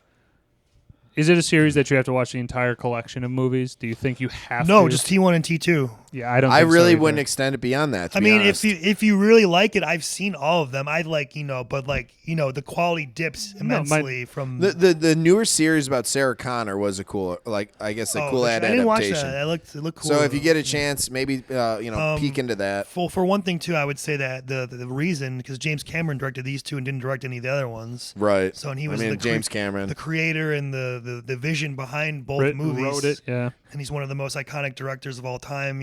Film the way he shoots things, So- special effects. Not him obviously not being a part of the other ones. I think definitely brings the quality down. All right, I have a quick question. It's a yes, no, or hands up. I prefer, and this is James Cameron as a director, T1, T2 compared to Avatar 1, Avatar 2. Fuck. Now, Avatar, granted, it made $1 billion. This one made $520 million. T2 made $520 million on a $100 million budget, and it was released July 3rd, 1991. Well, think about all the things he did before doing these Thank you Avatar for movies. You're welcome. T1, T2, Wise ass. The Aliens, The Abyss, True Lies, Titanic, these James Cameron from 80, from 84 to 97. 97. Yeah. That run is iconic. Oh, my God. And Avatar's okay. Good resume. It's visually, again, do what James Cameron's good at, visuals, looks fantastic, but the story's kind of basic. It's running or dances with wolves. Yes. And, That's all it is. And it's okay. It's cool to see in the theater. I saw both of them, or the second one actually. Avatar I saw in the theater. A couple of years ago, but after that, it's kind of forgettable. I'm never gonna watch it. Probably, I just don't. Okay. I was just curious on a yes no on that. Okay, moving forward. No, back to your. How'd you? How did you come me. across T2? Yeah, dude. I think similar to you, it was I saw Terminator the original on cable, and then I think we did rent it from Blockbuster one time, and then when T2 came out, I saw that soon thereafter, and T2 was more of my favorite with Robert Patrick as the T-1000. Just incredible, and what he does in this, and I saw an interview with James Cameron and some of these other folks. He was a collegiate sprinter or a track and field, person, and he was able to catch John Connor on the mini bike. He had to slow down on a few different takes. But what they asked him to do is do not breathe through your mouth, breathe through your nose to make it look like you're more this static moving, machine. And he was able to do that without skipping a beat. Like this guy, what an impressive resume in that sense of physicality to do some of these practical effects. And you could see him; his eye line stays the same, and he's just booking after this kid in that in the scene where the parking garage. I will say about T2, just a quick overview thought. Sure. It's probably the more palatable movie. If you were just showing a person, Right. your average person, it's more polished. Obviously, it was made 7 years later. The technology had gotten better. It looks better. It's got bigger scenes, Bigger budget, set pieces, bigger budget. But it's a different feel than the first one. Third highest grossing film too. And I was going to its say time. too, Robert Patrick, very good as a T-1000, really good. I think, probably equal to Arnold or close to. They did a great job of casting him for sure. All right, I'm going to move things along to favorite scenes. Ryan, you want to get us started on some favorite scenes of yours? I like Let's to pick 2 or 3. Sure. I like well, the best one. I go one and I go my favorite one. So Okay. a good one would be I'll go with the Galleria the starting where he tracks him down to the arcade, both of them. Okay. And then the friend lies for him and then he pushes him out of the way. Him and Arnold are both in the hallway and you don't know who's the good Terminator, who's the bad guy. Like at this point you think like maybe Arnold's still the bad one. Maybe Right, because the other one's a police officer. when people initially yeah. saw the movie, I think that was how it was. Yeah. And then you find out Arnold's actually the good guy, and that's kind of a cool revelation leading into the whole chase down thing, like you said, running him down on the bike into the semi truck onto the bike, and Arnold on the bike picking him On up the motorcycle, yeah. through the valley, through the down street Aqueducts thing. or, Yeah. And then my Viaducts or favorite scene is the mental institution breakout. Sarah trying to get away. Meanwhile, the T-1000 is coming there to kill her and take her form. And then John and the T-800 are going to save her. It's like the 3 plots, all the characters converge. Okay. One scene, and Dr. Silberman finally sees that that Sarah wasn't full of shit. That she's actually Right. Big revelation. And also just her escaping is really cool. Like the way she gets out, she took like a paperclip, picked the lock, tore off the broom as like a baton, beat the one dude, and then was gonna threatened to inject him with the poison, like held him hostage. Like that whole thing was intense. And then them escaping, the whole thing's great. All right, Woj. Yeah, I'm definitely on the same train with the chase scenes. Again, I think all the action in this is pretty good, so I'll just kind of put that in one category. The slow-mo with the Terminator is kind of where Ryan was going with that first scene. Like kind of just staring down a hallway, John Connor in the middle. I thought those kind of scenes were pretty dope. And then the one that, obviously Cyberdyne, I'm trying to get away from just mentioning the last scene of an action movie. Because I'm like, obviously this is fucking dope. No, I know that. Yeah, right? you could peel that onion back. Yeah. So I will go rather with the one little part of that is like Terminator, when John Connor tells him, hey, don't kill anybody. He makes all the cops fucking disperse, but no fatalities. Yeah. And then also the liquid nitrogen scene. I'm glad you mentioned that. That's definitely on one. That's pretty dope. Arnold, man, should have left him frozen. Might have been okay. All right. And I got a little science question that's going to be built into this next phase. I'm going to do my scenes real quick. Go ahead. Mine was actually when they were, I think the car broke down and you saw Terminator. They crashed for the night. He was still in that same position acting as the protector sentinel. But then it comes to like where they swap out cars and like pull off to the road.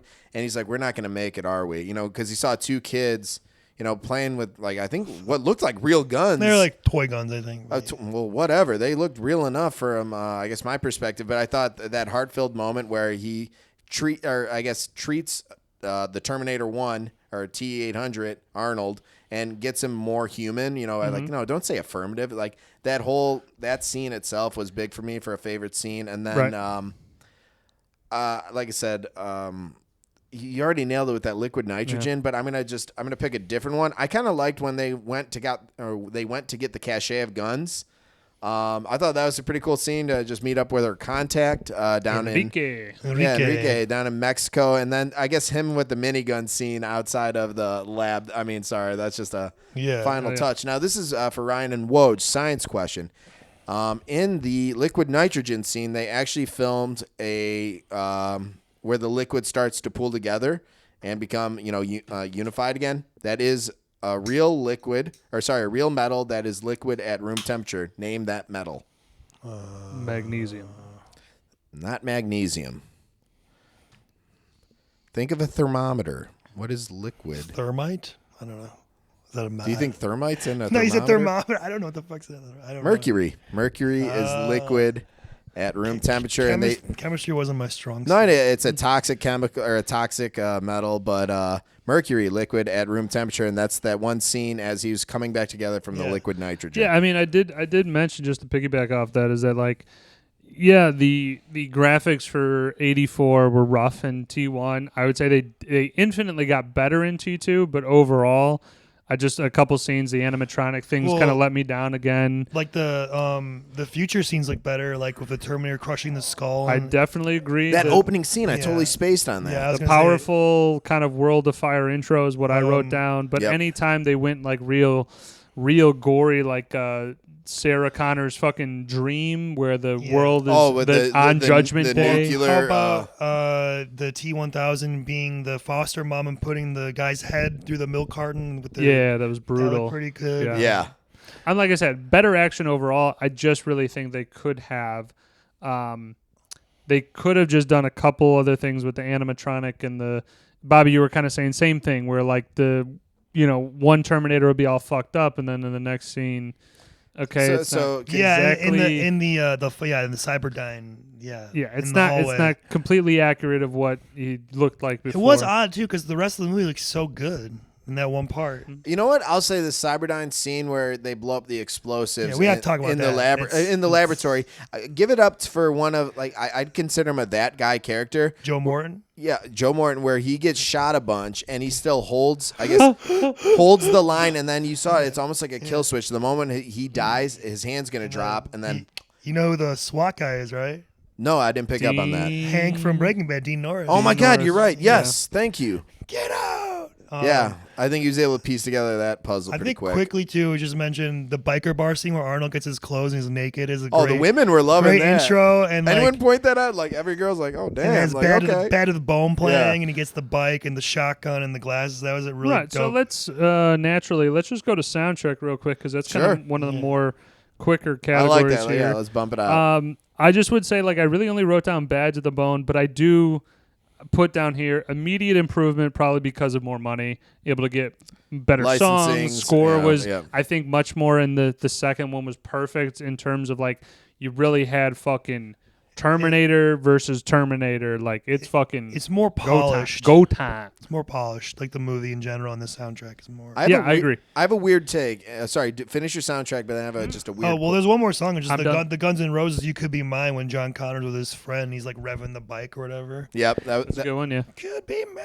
that kind of opened up the scene. Now, I have a weird take. Do you think that the T-1000, granted, the Terminator was preventing him from completing his mission, but at the same time, he easily could have taken out the Terminator. He knew that its CPU was like I don't think he was trying to go after his own kind, but he's like, "You're in my way. I'm going to make you out of my way, but I'm not going," because he had his arm stuck in one of the gears or the cogs. He easily could have ended him, but he was like, "No, you're basically a cousin of mine."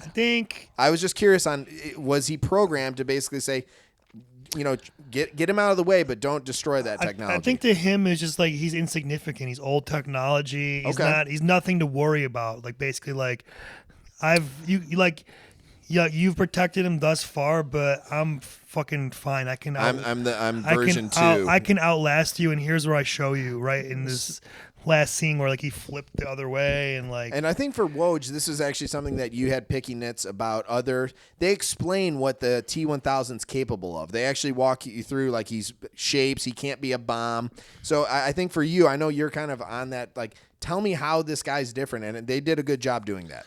I don't disagree that like more information about what the guy can do is definitely helpful.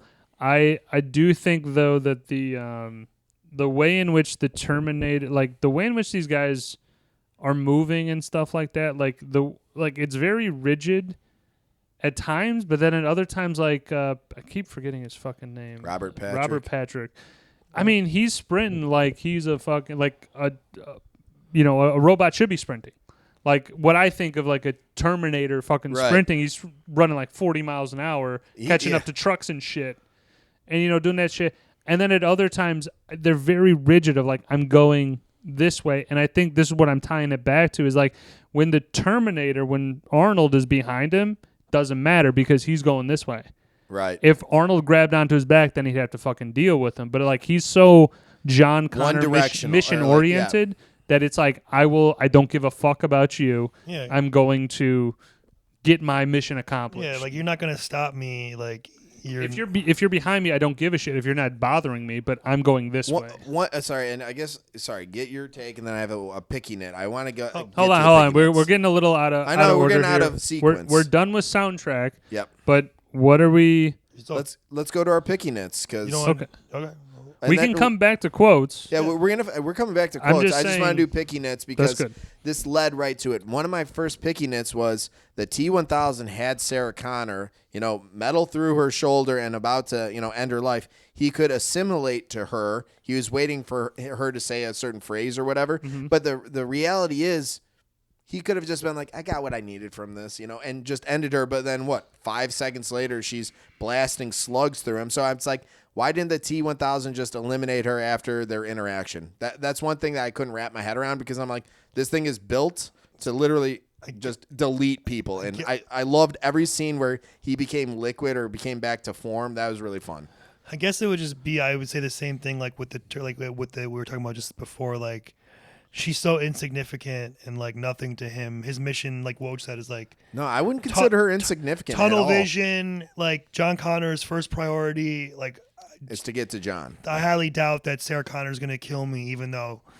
I guess his own hubris because he's like, I've taken 8 different shells. He's basically unstoppable. He is like indestructible, essentially. Like outside of getting frozen with the liquid nitrate and ending up in the lava, probably not many other ways to kill him. Right. And maybe, like I said, maybe to his point, that's why he didn't give much significance to the original Terminator because he's like, okay, like I'm not really too concerned. Right. Like I can handle you, no problem, or whatever. That's a good point. That was one of my picky nits. What about you guys? I know you have a few loaded I think up. that John Connor is supposed to be 10, but he seems more like a 12 or 13-year-old. I would have liked that they just would have put the movie like he looks about 11. But he's acting like too mature for a 10-year-old. He's a latchkey kid, though. I think. I don't know. And his mom taught him how to survive off the land and shoot people. So I mean, 10 seems a little young. I would believe it more at 12. Oh yeah, everyone. Sarah says that if she's good and shows improvement she's been good and has shown improvement over the last 6 months. She's having the interview with Dr. Silverman. Right. She wants to get transferred to the minimum security. Yeah. Earlier in the scene, she's doing the chin-ups and he walks by and he's like, how's your knee? She had stabbed him with a pen a few weeks prior, so she wasn't really good. Why would you think you'd be able to go to the minimum security if you get you, yeah. You just stabbed him with your the pen. timing of that. Yeah, 6 months, but I also just killed a person. And I Can just go stabbed there? you with my pen. Yeah. Like, that didn't make any sense.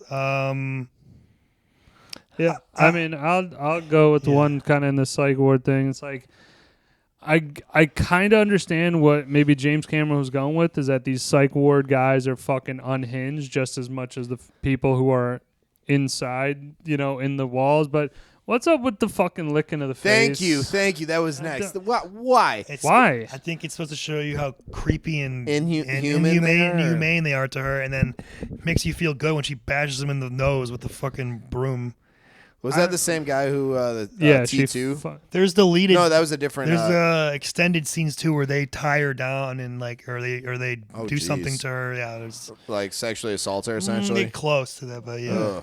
Jesus. They cut it out. I mean, again, the face look was just an odd thing that I didn't think needed to be in. I will just say also real quick that the not a picky nit, but they actually used 2 twins of the fatter guard. Oh yeah, the guard and the red guy. I think that was cool. It's like Don and Dan fucking when he was whatever. looking at himself like across the way. That was a cool feature. Coffee, yeah. Yeah. So back to the. I feel bad for him. He was just going to work and he just gets poor guy just got a cup of coffee. There's one thing I think it could go.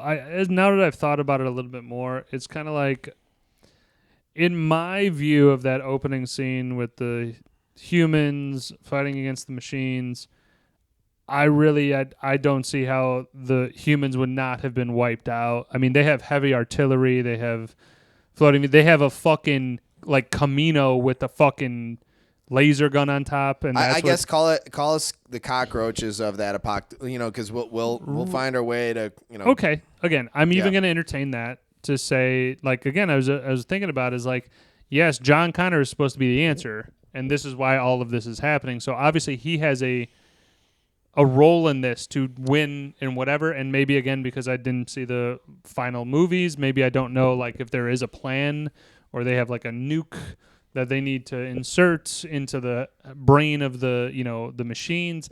I don't know that. I'm just saying. In those opening scenes, they got tanks rolling heavy. They're losing aerial left and right. support. Yeah. I'm like, these guys would have been fun. And then they also infiltrate their little. Well, I'm sorry, that was in the first one. That was the first one, yeah. But I'm just saying, it's like all of those visions. None of those show pictures- any promise for the humans, The right? technology is better, though. They have better weapons. They can handle them easier than they can in present day 1995. And I mean, they can make hella bombs and I'm not saying stuff they're not at a disadvantage. They are at a disadvantage, but I'm saying the whole thing is like they have like the know-how and the guts and the leadership of John Connor, and that's what brings them forward. And Woj mentioned one thing that is an inconsistency in the final scene where the T1 or the T800 Arnold, he gets a pole, rammed right through his center stage. His power goes off. He repowers. And then, they have auxiliary power, so I could see a computer having that. But then prior to that, his legs weren't working. But then the moment after that, his legs are working.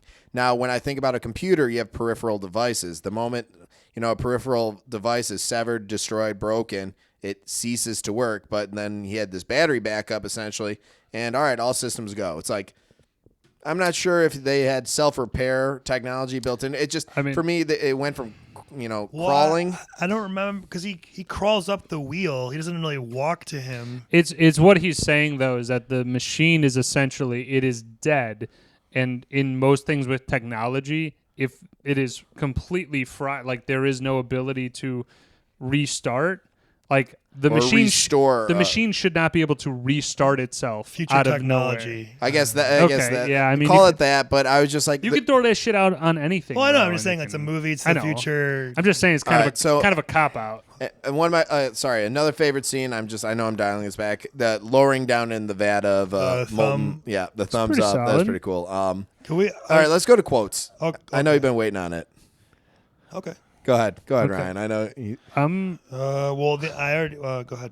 I'm just going with again. I'm gonna knock out the big ones. The usuals, sure. The hasta la vista, baby. That was cool. Come with me if you want to live. Yeah, I like. I was just to say, like, I like how we kind of talked about how they bring the quotes from T1 back to T2, but use them in a different perspective or a different character. Yeah.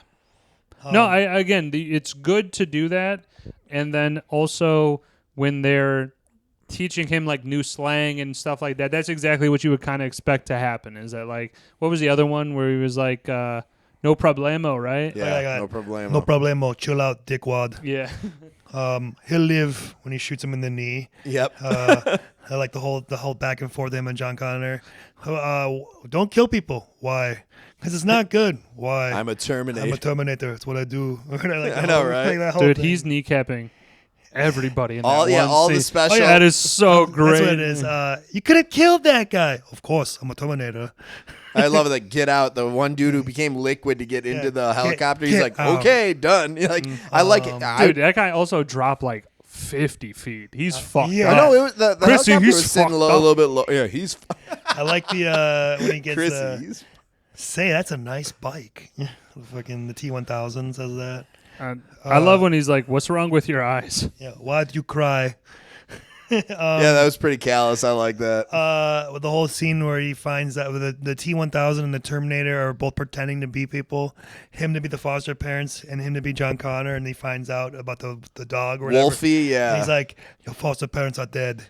Like, I don't know. That's a good. They always use that meme for shit. That was good. Okay. I like, and I can't quote it in its entirety, but Sarah Connor's monologue at the very end, where she said, "At least now I have like a glimpse of hope in my future." Where so that was a nice way of kind of wrapping things up. Of course, you got "There is no fate, what we make." That's like the iconic one. John Connor, "Easy Money." Yeah. At the ATM, and then at the end when he cracks the code at the facility, Cyberdyne. Yep. And then I like when Arnold goes, 1 more barrel, 2 more minutes. I always like when he says that for some reason. And also John Connor, we got Skynet by the balls now, don't we? I like that one. That was good. And I know that this is more of a cinematic shot for me. I just want to mention it. Like after this, let's talk about. Actually, let's dive in cinematic shots. We were watching. Let's run through those quick though, because we gotta. We'll be quick. We'll be quick. Cinematic shot for me. liquid nitrogen T1000, but also when he hops through the helicopter or through the bars. Which one? You said liquid nitrogen. Oh, liquid nitrogen. I'm sorry. Sorry, and I'm then sorry. the T800 who jumps on top of the rig and just grabs M4 and puts 30 into him.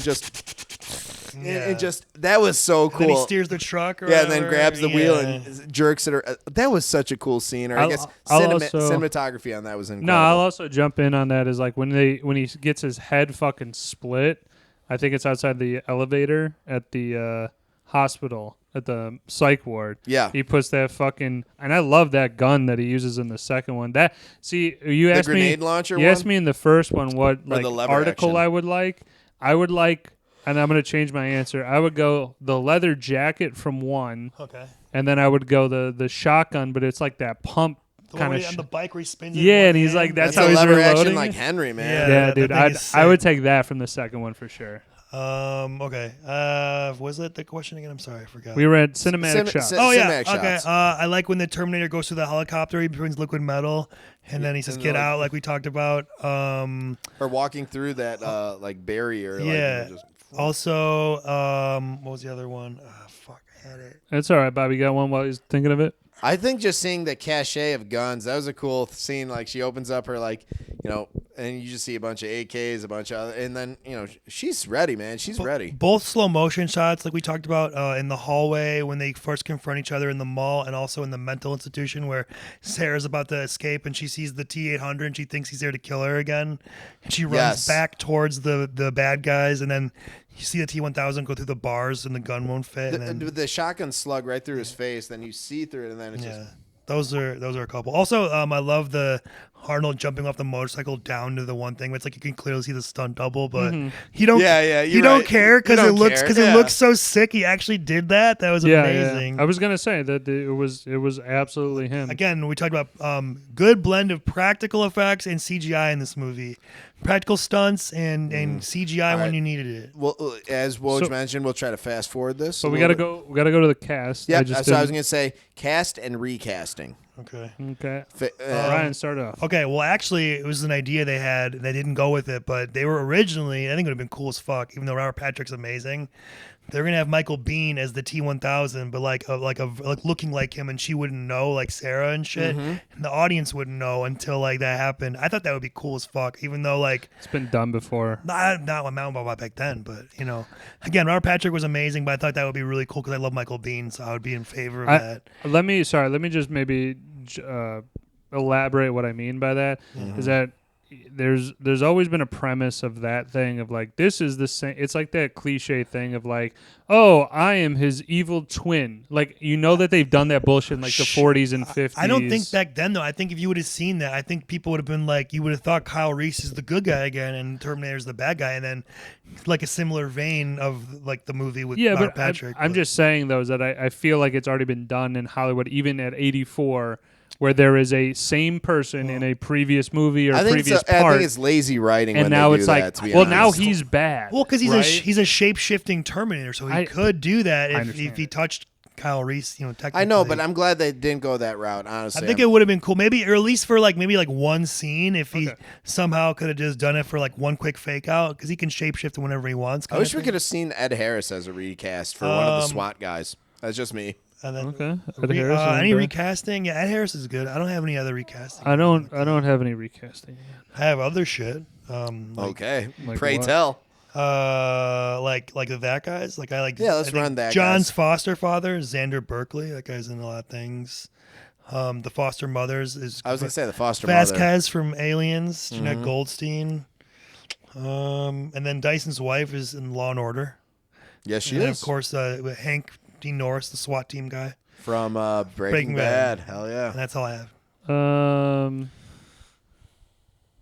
Joe Morton was in American Gangster. Yeah, as Joe well. Morton. You could say that for sure. Not necessarily that guy per se. But kind of when you think of I could see Joe Morton. when you see him, you think of T2.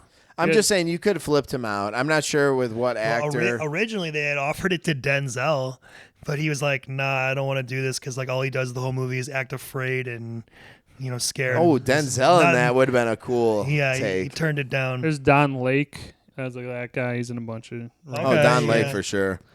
And let me just see if I got one more on that. Don't think. Oh, Nikki Cox. Like I just saw this. She was in a couple of things, but like I don't even remember her as being like it just says girl. It's like just literally Girl. one of the background people.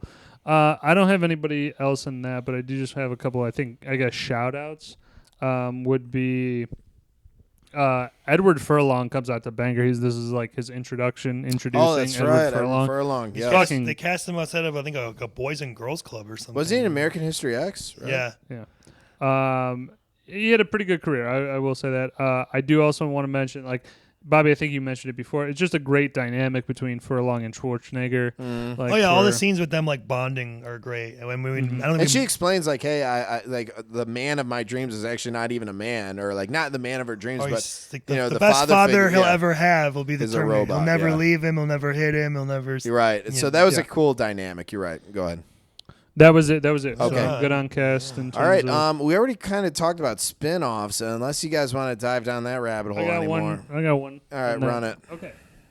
So, again, not knowing what happened in the other movies, but I think right now would have made a hell of a fucking movie that they could have done at the time in like 21 Jump Street type of shit is like Donnie Dyson and John Connor team up. like the son, So the son of Miles Dyson, Miles Dyson. the one he's Yeah. like, go to your room or whatever, show me your toys. Right. Yeah. But he obviously sees that they fucking shot his dad and all this shit.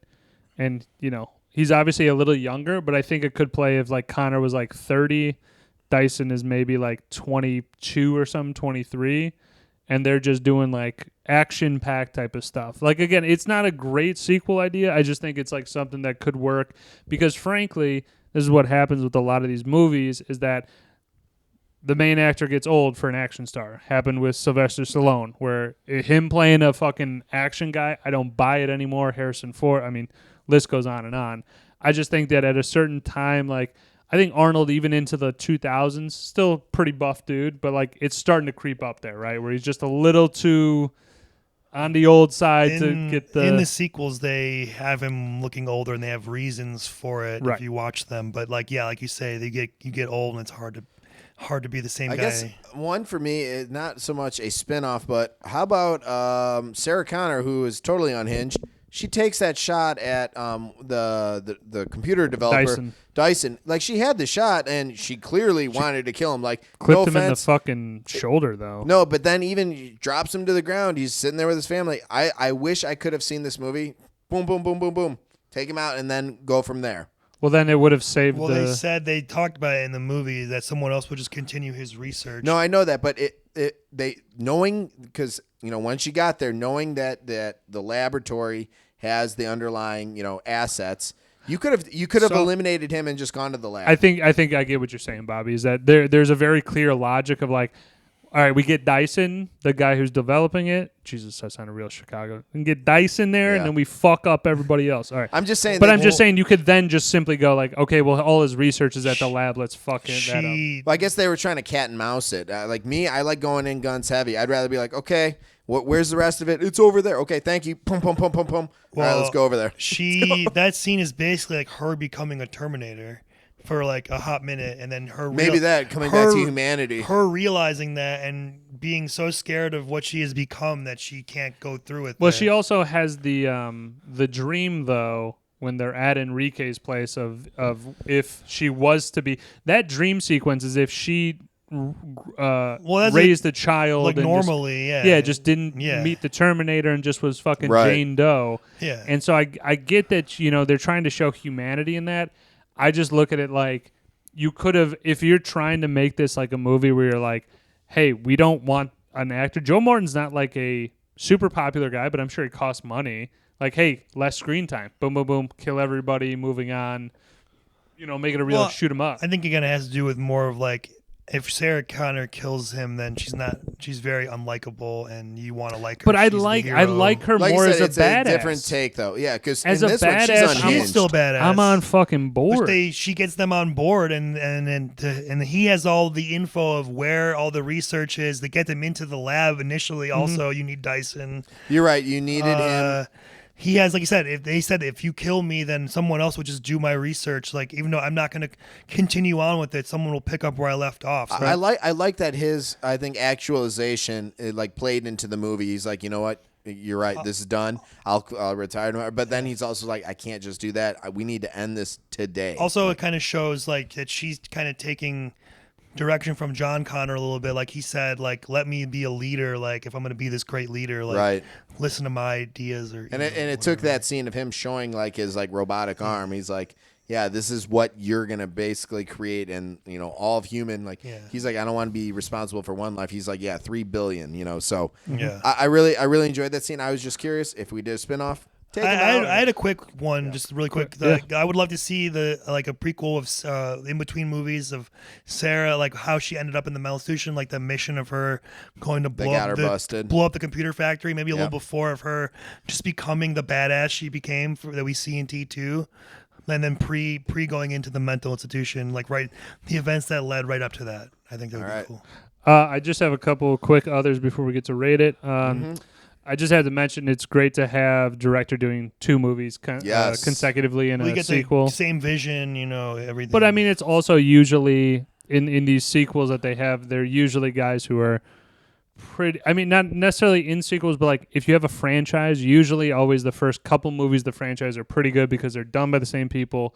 Then it waits 10 years, and then they're like, all right, well, we're going to bring in this guy, and it's like it's a completely different vibe. To step on other territory, they've never really figured out a good way to do other sequels without basically copying the first 2, especially this one, especially T2, outside of Salvation, and that movie had a great premise, but didn't really execute it, you know, as well. But like, you know, other movies are the same thing. It's like one Terminator gets sent back to kill them, one Terminator gets sent back to protect them, and it's always the same beat for beat. Infinite loop, and I it's guess, like, and it can never be as good as the first 2 because they're so good. Like it just. And by creating more, you just dilute it. Yeah, that's all. The last little inconsequential thing though is like, I absolutely love in any movie where you cock a shotgun with one hand. It's a fucking great. Cool. It's the greatest thing ever. I just love it. Any movie, just when somebody's like, let's fucking do it. I'll say this to Arnold's previous things, if we're mentioning Predator, the gun used and the ammo, like, 5+1 for a shotgun. She got through 6. It was empty. So they actually used, I think, legit, like they're dropping magazines. They're reloading. Let's just say it's more accurate than Predator, which Predator is fucking wild, which we will review at some point. At some point. Everyone loves Predator. It is a fucking wild movie. All right, so let's rank it, stream it, own it, skip it. Woj. Okay, so again, same thing. I don't own the Terminator franchise. I think definitely gets a. Don't shake your head at me. The disrespect. It's not disrespect. Absolute okay. I should own it, but I don't. You should realistically, I think, stream these movies because let me finish. Go ahead.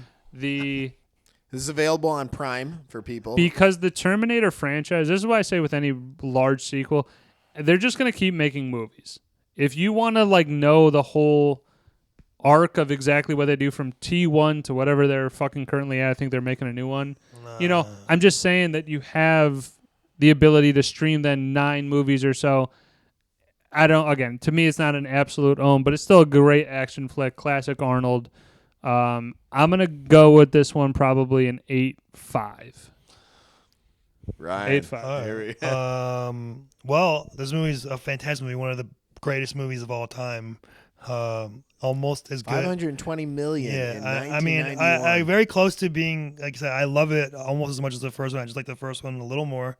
This is, I would say, most people would consider one of the greatest action movies of all time and biggest summer blockbuster. I would agree with that. Summer blockbuster. Greatest action movie of all time. One really of them, is, for man, sure. dude. Okay. T2, it still holds up. It's still good. You said greatest. Dude, this. Yeah. No, you said one of. You said greatest. I would say one of the greatest. I'd put it top 5. Okay, for sure. one of the greatest and the greatest. It could be the greatest. It could be. I wouldn't argue it. Like, it wouldn't, I mean. Wow. All right, we're going to The greatest action movie of all time. A movie that has good action. Like, it's great action. Okay, I know you like Jason Bay as, like, you know, just. I mean, are you thinking of, like. I get it. Michael Bay. Michael Bay, sorry. Are you thinking of more of, like, hand-to-hand combat movies? I'm just saying is Enter that the Dragon? The greatest of all time is literally in cinematic history. So you have movies that span I mean, over almost like 300 Okay, years. This is you know one what? of the- Just let so, it be, like- let him have his opinion. This is one of the most important movies. This is an iconic movie. I agree with one of the greatest action movies. Don't say the greatest action movie because you know that's false. It could be.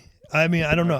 I wouldn't. in different circles. Some it could people be. consider it. I wouldn't. It's a fair point. Sorry, Okay. I think he's a Michael Bay supporter. To He each just- their own. Anyway, To each their own. own it. I own it. I would own it. It's Terminator right now is streaming on Tubi for free. The first one, by the Yes. way, and T2 is on Paramount Plus And and Amazon Amazon Prime. Prime Yep. and Pluto, digital TD. rental, whatever. I'm gonna give T2. I'm gonna give it a 9.5. It's really good. It's one of the best. And sadly, like I said, I don't own the Terminator franchise. I was able to pick this up on Amazon Prime. I'd rank it as a 9.2. I think quite a step up from the first one. But the first one, like I said, is your source material. It sets everything It sets up, the stage. So to take away from that would be an insult to the second one. I just like Robert Patrick as the antagonist really does it for me. And that's Can I just throw this in real quick though? Yeah. Is You may. Just that I think this is one of the very rare circumstances where like I think one was good, two was better, but like both of them combined is like if you had a 1-2 punch, that's easily I would say the one of the hottest starts we're Oh, to a mentioning. franchise. Yeah. I mean, Aliens. Right. Star, Home Alone, Home Star Alone 2. Wars, Empire Strikes Back, Batman Begins, Dark Knight. I think. Yeah. I'm just saying that like it definitely amps it up that they like came through with like, hey, this one They is didn't mess even it up. better than the original. Well, I would say too, like Alien and Aliens and T1 and T2, they're all good in their own way, like, and they're different types of movies. They're similar Yes. but different, and you can enjoy both. Like, one's more horror based, one's more action based, but they both have elements of each, and are both great in their own way, and are fantastic watches. All right. Well, thank you, agree. Journeyman Lounge listeners. This is our double feature, We got a T1 and T2, and we're going to tease our next movie. I believe that is Sir Wojenstein. Yes, this see if is he me. remembered. He forgot. No, I got it. I actually picked He it brought up. it back. I actually picked it up like 2 minutes after that, so it's great. I'm gonna go with the one that's gonna fit perfectly Drum right roll. now.